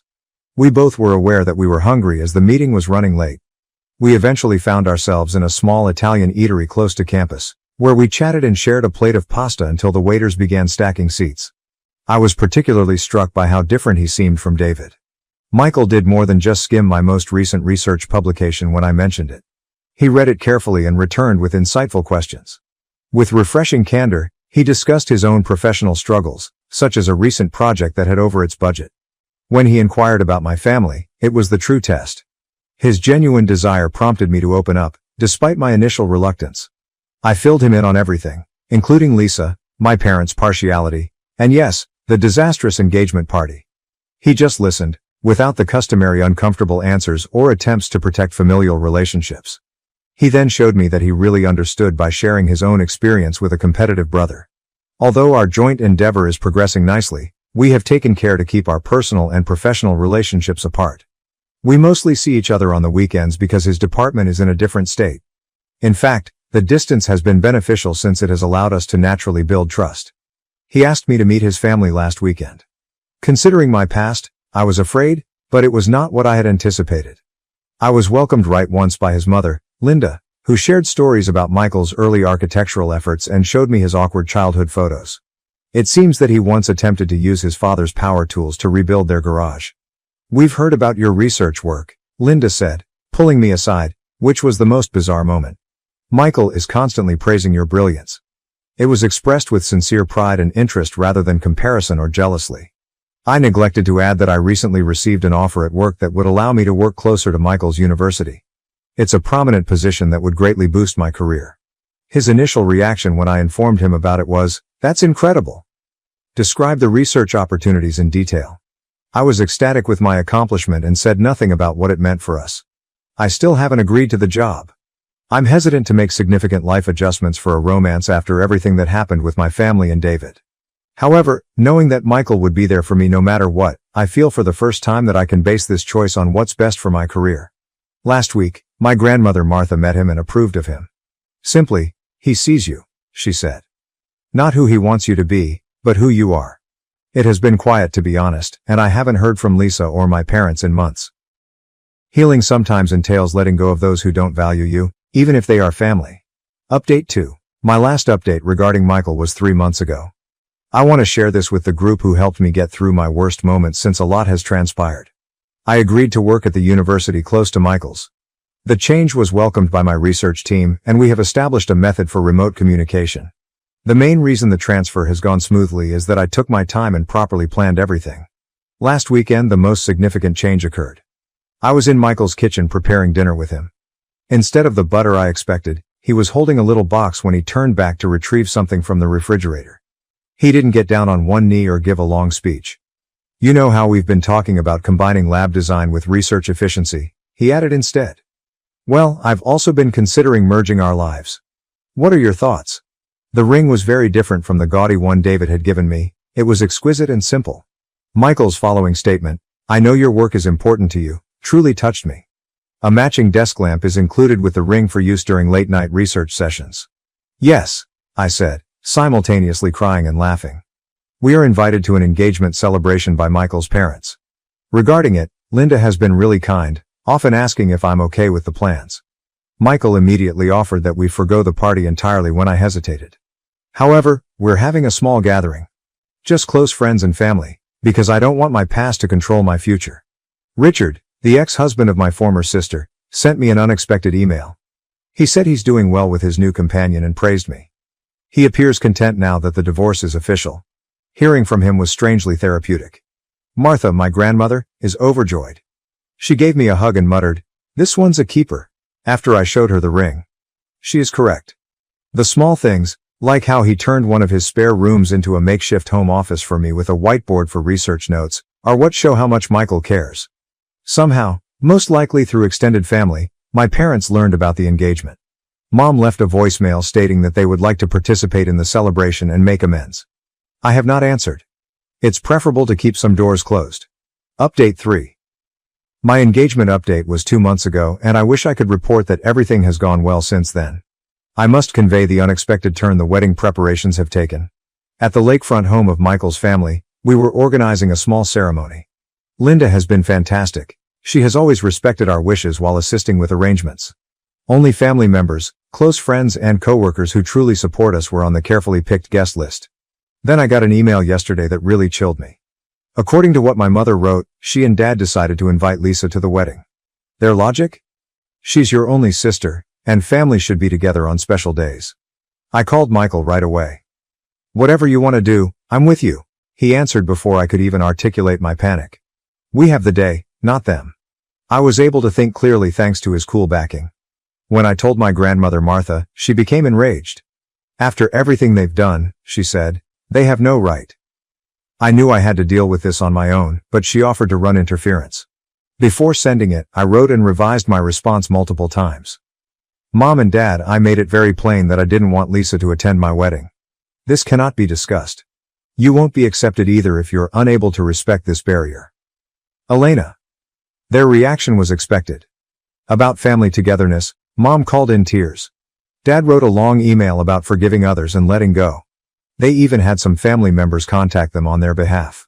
Michael has had tremendous support from his parents during this time. Linda called to reassure me that only those invited would be allowed entry to the location due to security measures. Michael's brother James volunteered to deal with any unwelcome visitors directly. My research team's support was the most unexpected. They offered to surround me with a protective circle during the wedding after I brought up the matter in a lab meeting, looking agitated. My department director, Dr. Anderson, even offered to accompany me on my wedding. Last night, Michael and I went over our wedding arrangements. If it made me feel safer, he proposed that we alter the location, the date, or even go on an elopement. However, I no longer wish to allow my family's behavior to dictate my decisions. Therefore, we're sticking to our original intentions while taking extra safety measures. Individual QR codes will be included in the invitations, security will be in place at the location, and most importantly, our chosen family and real friends will be present to support us. Last weekend, my grandmother assisted me in choosing my wedding gown. She said something that made me cry as I stood in front of the mirror. "Dear, you're gleaming. Because you're at last free to be who you are, not because of the outfit." Though I'm more resilient than I was previously, I'm still anxious about what Lisa might try.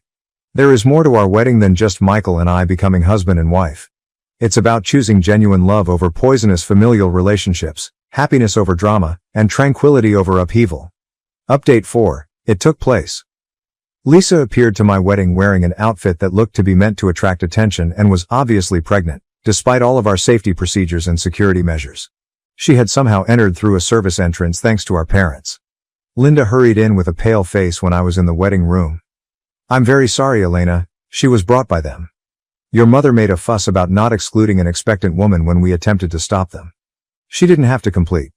My parents had already put Lisa in the front row, but Michael sent his brother James to deal with the problem right away. I felt sick to my stomach when I saw the same smug expression on her face that I had witnessed at my engagement party with David. I inhaled deeply and turned to face the mirror.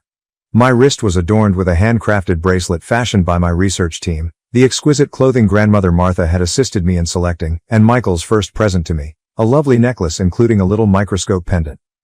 "What do you want to do?" When I called Michael, he inquired. "They can still be taken out, or we can put it off.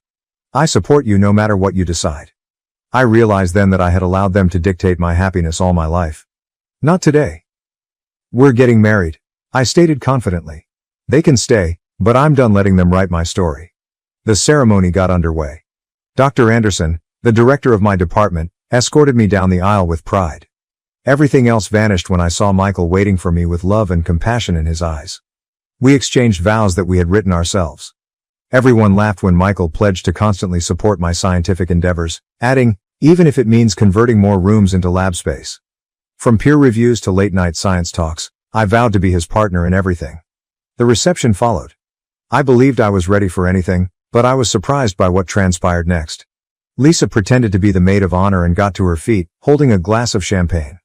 She began by describing how she had saved me from making terrible mistakes, and how she was always looking out for her big sister. Beneath the table, I felt Michael's fingers clasp mine. I noticed my research team stiffening up, poised to step in. Linda was getting up from her chair a little. However, for the first time in my life, I was able to fight my own fights without assistance. Calmly and professionally, as I would have addressed a lecture hall, I stood up, holding my own glass. "I think it's time for the bride to make a toast of her own," I replied.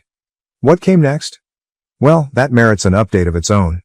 Let's simply say that speaking your truth with dignity might sometimes be the best form of retaliation rather than being silent. Update 5. Here is what transpired when I made my toast after my previous update regarding Lisa attending my wedding. As I stood there, staring at my sister's arrogant face, I experienced an odd feeling of peace. I'd been lecturing academically for years, so I knew how to control a room. I started by saying, "For those who don't know me well, I'm a scientist. We work with truth and facts. So allow me to share some family-related truths." There was a silence in the room. My sister, who was married at the time, was in bed with my then-fiancé 3 years ago. My parents were more concerned with preserving Lisa's reputation than with my wounded heart when I found them. At last, Lisa's smile wavered. Tom, her husband, whom she had brought as a sign of family unity, suddenly got to his feet. His voice was tight as he asked, "The baby, Tom?" Is that why you've been avoiding the paternity test? There was an overwhelming quiet in the room. Lisa placed a protective hand over her growing tummy. I went on, speaking steadily. There has always been a trend in my family. Lisa's happiness comes first. They pleaded with me to remain silent after she ruined my first engagement. They helped her get in when she arrived here without permission. But today, I said, is about true family, the type that makes you stronger rather than weaker. My research group, who take pride in my accomplishments. Michael's family, who embraced me with unmatched warmth.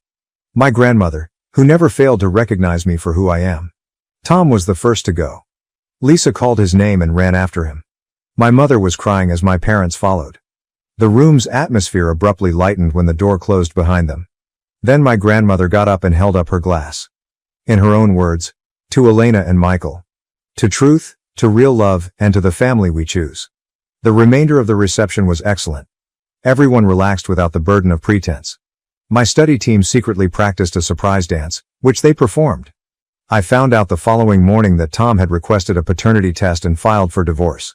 For once, I didn't feel obligated to assist in picking up the pieces when Lisa's meticulously constructed world fell apart. Update 6. A year has passed since my wedding and the amazing things that happened there. I wanted to give the community that helped me through everything one last update because so much has changed. Michael and I are expecting our first child, which is the major news initially. My first emotion upon seeing the positive test result was one of terror. It brought back memories of my own familial relationships. However, Michael's answer was ideal. He wrapped his arms around me and said, "This kid's going to have the best mom, a brilliant scientist who knows how to love unconditionally." The family of Michael and Linda has been amazing. Linda was thrilled about my latest research article as well as the baby when we told them. "This child is going to have such an amazing role model," she remarked, describing my work in the journal. I've heard tidbits of information regarding Lisa's situation from my grandmother Martha. Tom's suspicion that the baby wasn't his was validated by the paternity test. She is currently trying to start again while living with our parents. The reality of being a single mother has replaced the opulent lifestyle and fancy clothing. I occasionally have a slight sense of sadness, not precisely guilt, for the way things turned out. Michael's statement, "Consequences aren't cruel, they're just truth in action," comes to mind next. I'm doing well with my research. Michael and I worked together to build a new laboratory, and the university recently granted money for it. His inventive architecture and my research needs make for the ideal combination of our skills. Our work collaboration has only improved our friendship on a personal level. In my new lab, our baby will have a dedicated space, a secure enclosed play area, where they may be close to me as I work. Michael created it himself, adding all the safety features he could think of while still making it engaging for a child's growth. My circumstances haven't changed much, but I have. I no longer feel the need to compete for attention or prove myself. In our household, there is no hierarchy of love or success, only mutual understanding, support, and sincere joy in one another's accomplishments. Grandmother Martha, who is thrilled to be a great-grandmother, comes to visit frequently. She's already crocheting the baby little lab jackets while entertaining us with tales of my own early science projects. Even now, my parents still make an effort to connect, generally through family. I'm not ready, but they want to be involved in their grandchild's life. Some wounds require real change rather than just time to heal. As I reflect on my path, I see that responsibility or blood relationships aren't the key to creating a meaningful family.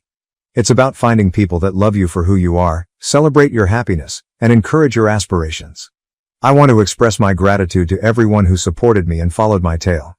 Although life isn't flawless, it is genuinely and delightfully mine. My mom prioritized my sister's brief romance over supporting me during motherhood and the birth of her grandchild.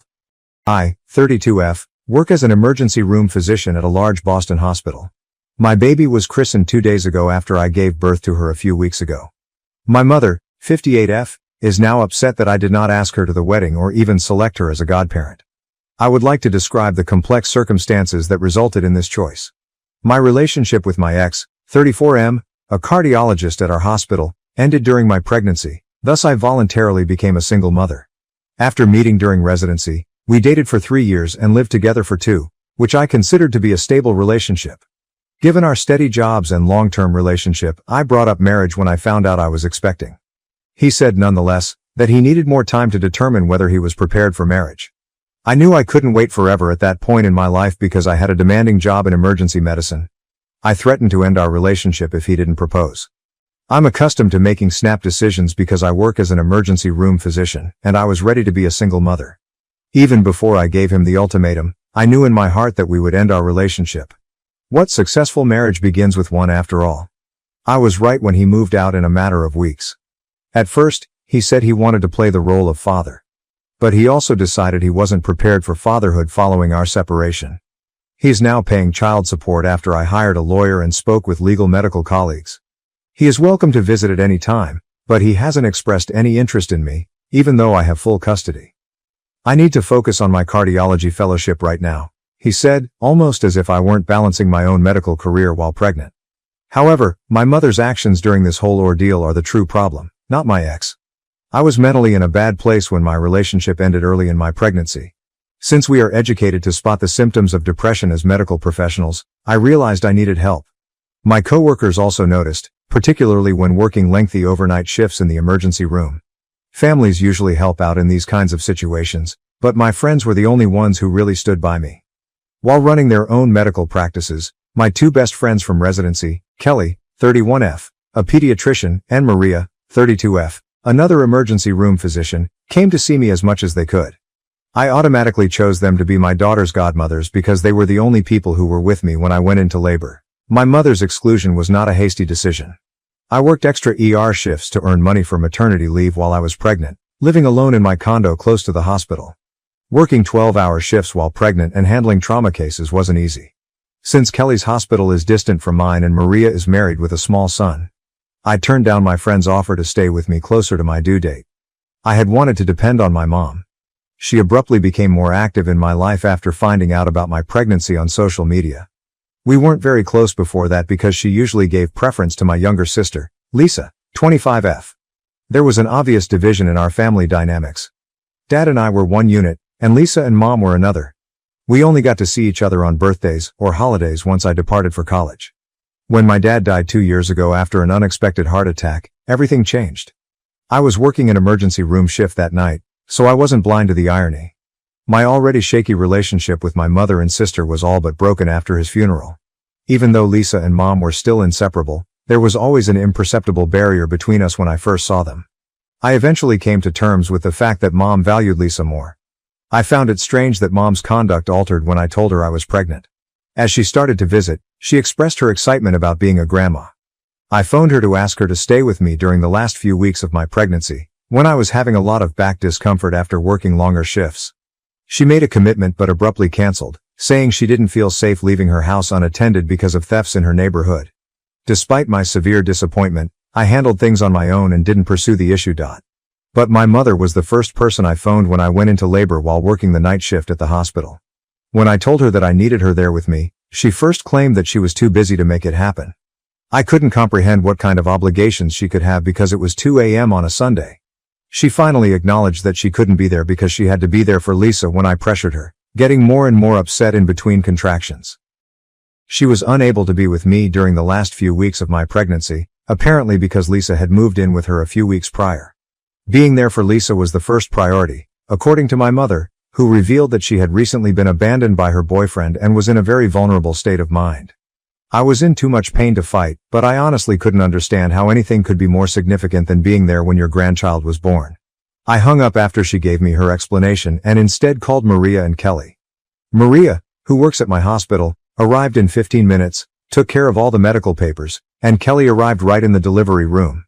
They supported me the entire time, including helping me get settled for the next few days until I felt confident enough to be alone with the baby. In contrast, my mother didn't get in touch with me for a whole week following the birth of my child. Behaving as casually as if nothing had happened, she texted to ask whether she could come that day. "Hello, sweetie. I thought I'd stop by today to see my granddaughter," she wrote in her message. "What time is most effective?" I didn't reply since that really got under my skin. I acted as though I wasn't home when she unexpectedly arrived that night and stayed until she departed. After that, she kept messaging and tried contacting me multiple times, but I never answered. It's amazing that she never felt the need to express regret or even to admit what had occurred. She continued to send texts like, "Missing my grandbaby" and "Can't wait to babysit," acting as though nothing was wrong. She must have noticed I was angry with her after a time. But rather than offering a clear apology, She had Lisa text me to try to justify what she had done. The fact that Lisa's letter began, "I'm really sorry that Mom couldn't be there because of me when you went into labor," only served to exacerbate the problem. However, you must comprehend what I was going through.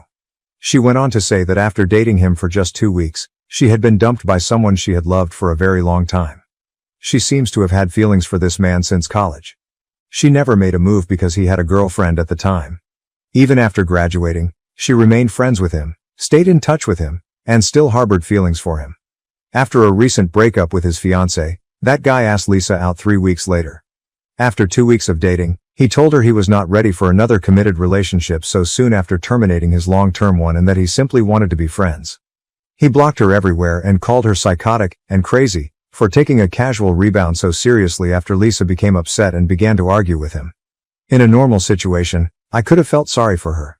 However, Lisa is not a youngster going through her first heartbreak. She is 25 years old. He was only using her as a rebound, and she should have known it. Even worse, her friends specifically advised her not to approach him because they knew he had recently ended a committed relationship.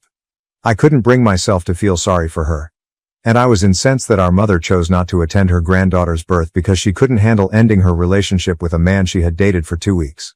This came after 9 whole months of feigning excitement over the baby. Since neither of them could see anything wrong with their actions, Lisa's message just made matters worse.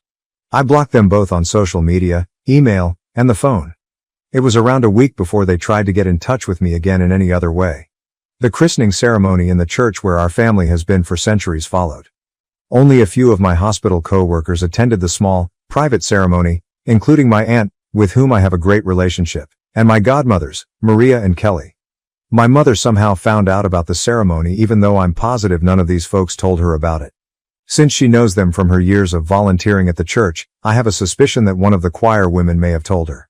I'm going to report the person in question to the church administration because their gossip was very uncalled for and created a lot of drama. When my mother learned, she came to my condo the day after the christening.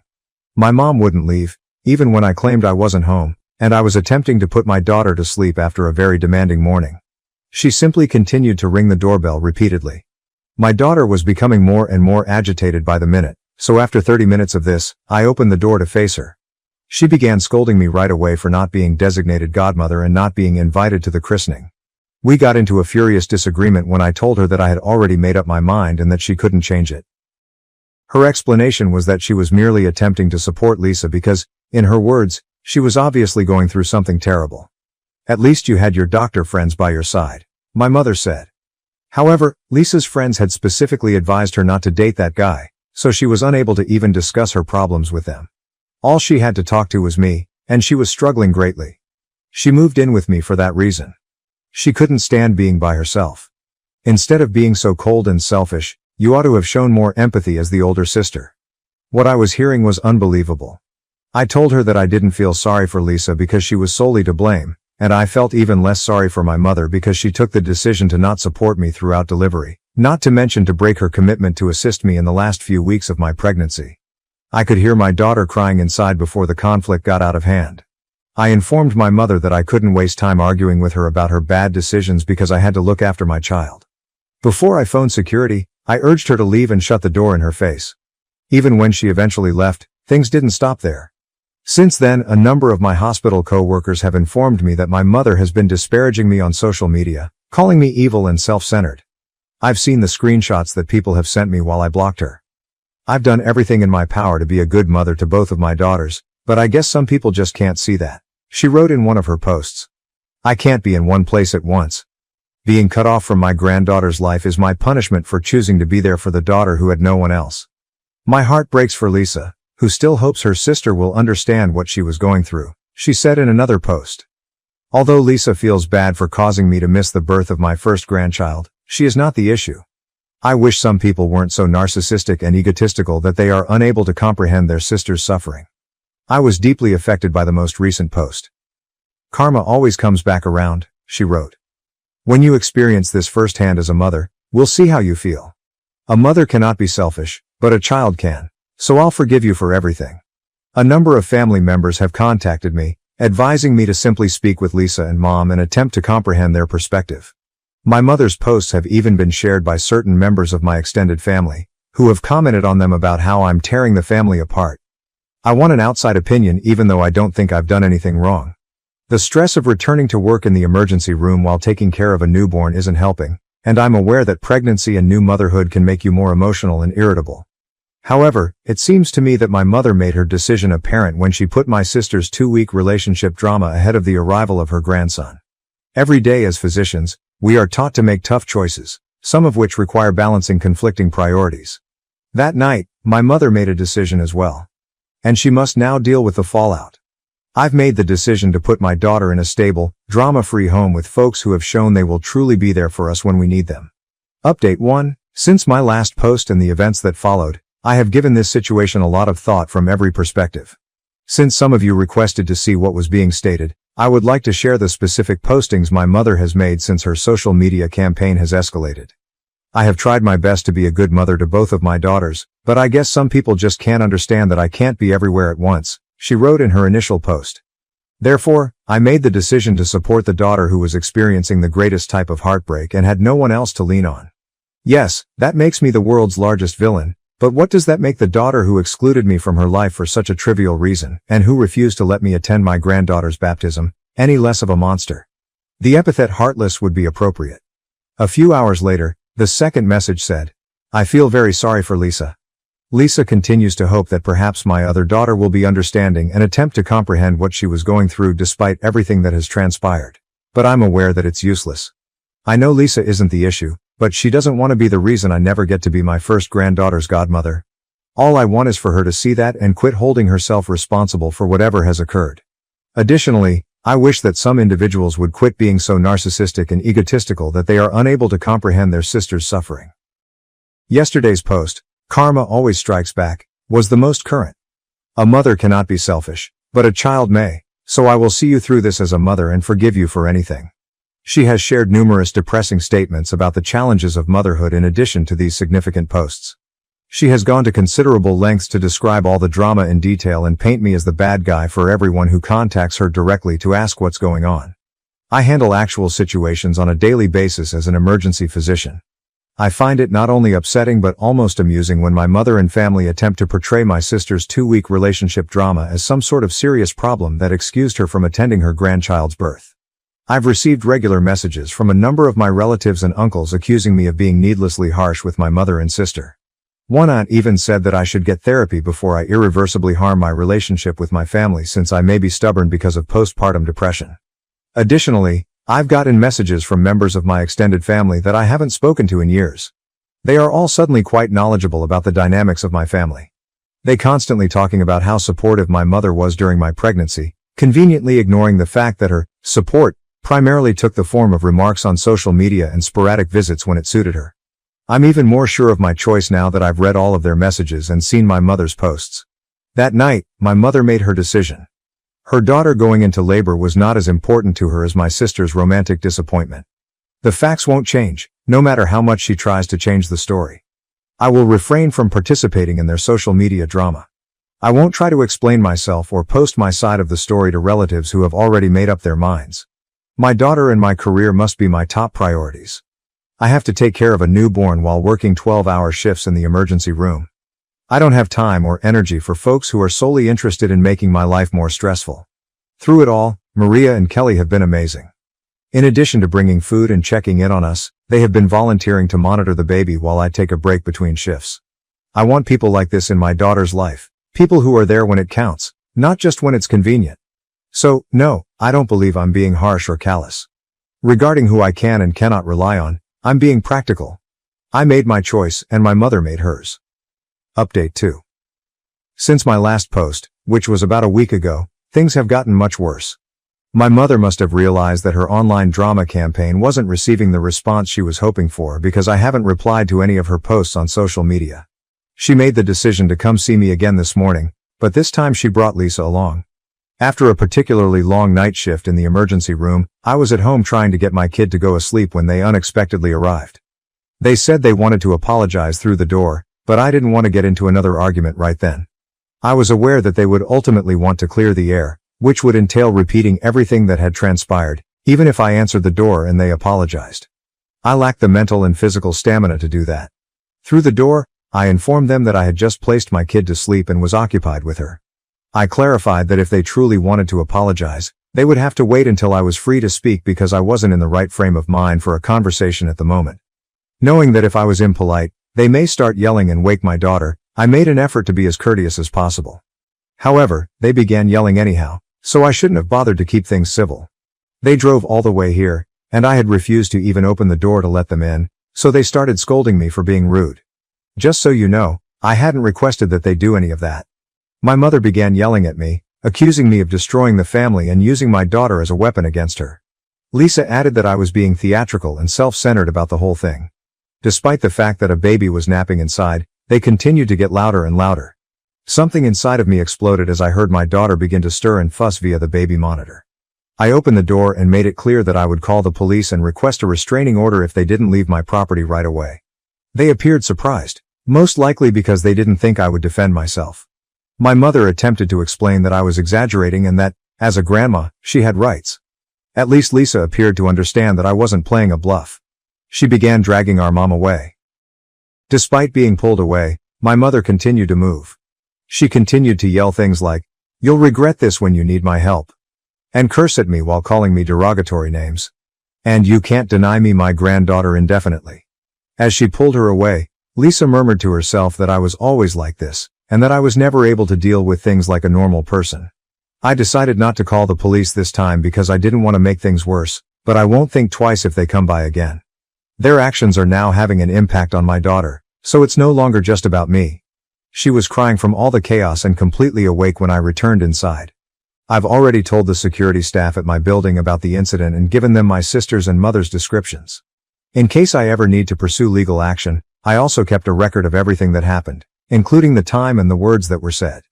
I'm not keeping them away from my daughter because I'm upset about what transpired during my labor, to be clear. They have repeatedly demonstrated that they don't respect boundaries and will always put their own feelings ahead of my daughter's welfare, which is why I'm keeping them away. The most recent instance of such was today. At least their actions made it quite evident that I am not at all like my mother.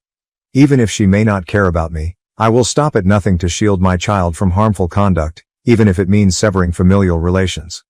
Update 3. My life has mercifully returned to a manageable pattern since my previous post, which was almost 2 months ago. Overall, things have been going well, despite my extreme workload at work and taking care of my baby. I haven't spoken to my mother or Lisa in weeks, and Maria and Kelly come to visit often to spend time with my kid and me. Lisa continued to try to get in touch for some time. She made several other social media accounts to message me after I blocked her initial one.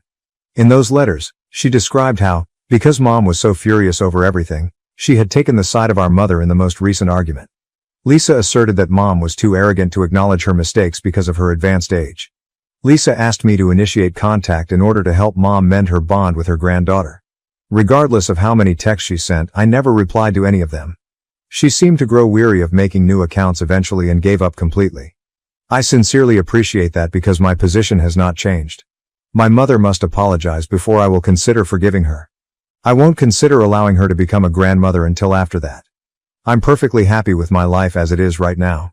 Taking care of my baby has become a lot simpler after I switched to more regular day shifts at the hospital. My coworkers have been tremendously supportive, particularly the parents among them. They're aware of the difficulties in juggling a rigorous medical job with being a single mom. Our lives have become even more reliant on Maria and Kelly. My daughter has effectively adopted Maria's 3-year-old boy as her big brother, and it's adorable to watch them interact at our weekend get-togethers. In order to administer all of my daughter's examinations and immunizations individually, Kelly has been organizing her pediatric clinic schedule. It is impossible to overstate the difference between my mother's actions and my friend's unwavering support. My mother and sister appear to think that the secret to establishing relationships is using theatrical gestures and emotional manipulation, even though Maria and Kelly have assimilated into our daily lives effortlessly. They still don't realize that trustworthy behavior, not ostentatious, theatrical displays of emotion when it suits them, is what builds trust. At last, some of my relatives have begun to distance themselves. Some have even expressed regret for becoming involved before fully understanding the situation. Initially supporting my mother, one aunt said that she had observed similar patterns of manipulative conduct from Mom in previous family contexts. In this calm setting, my daughter is flourishing. Kelly reassures me that she is in excellent health and that she is meeting all of her developmental goals on time. For both of us, the consistency of our current regimen has been excellent. There are moments when I question whether my mother is aware that she isn't getting to see her granddaughter grow up. She was unable to put her daughter's needs first during one of the most important times in life, not because I'm trying to be spiteful. Her priorities are clear from the fact that she put Lisa's small romantic setback ahead of attending her grandchild's birth. I recognize the irony that, despite my mother accusing me of using my daughter as a weapon, she attempted to mend our relationship, but only on her terms, by utilizing my pregnancy and her position as a grandmother. She desired all of the benefits of being a grandma without having to deal with the obligations or compromises that come with the position. I've gained a great deal of knowledge about motherhood over the last few months. It's now quite evident that being a mother involves being there for your child when they need you, not just when it's convenient or when you want something. My mother's behavior during my pregnancy and labor gave me a clear indication of the type of grandma she would be, someone who puts Lisa's drama and her own demands before of my daughter's welfare. I'm concentrating on creating the secure, caring atmosphere I want for my daughter to grow up in right now. Even if she doesn't have as many biological relatives, she does have something much more valuable: grown-ups who always prioritize her needs. The door isn't shut all the time. I would think about reintegrating my mother into our life if she ever truly admits her actions and extends a heartfelt apology. However, I refuse to wait for that to occur. Furthermore, I will not jeopardize my daughter's emotional health in the meanwhile. Protecting your child from harmful family dynamics might sometimes be the healthiest thing you can do for them, even if it means avoiding your own mother.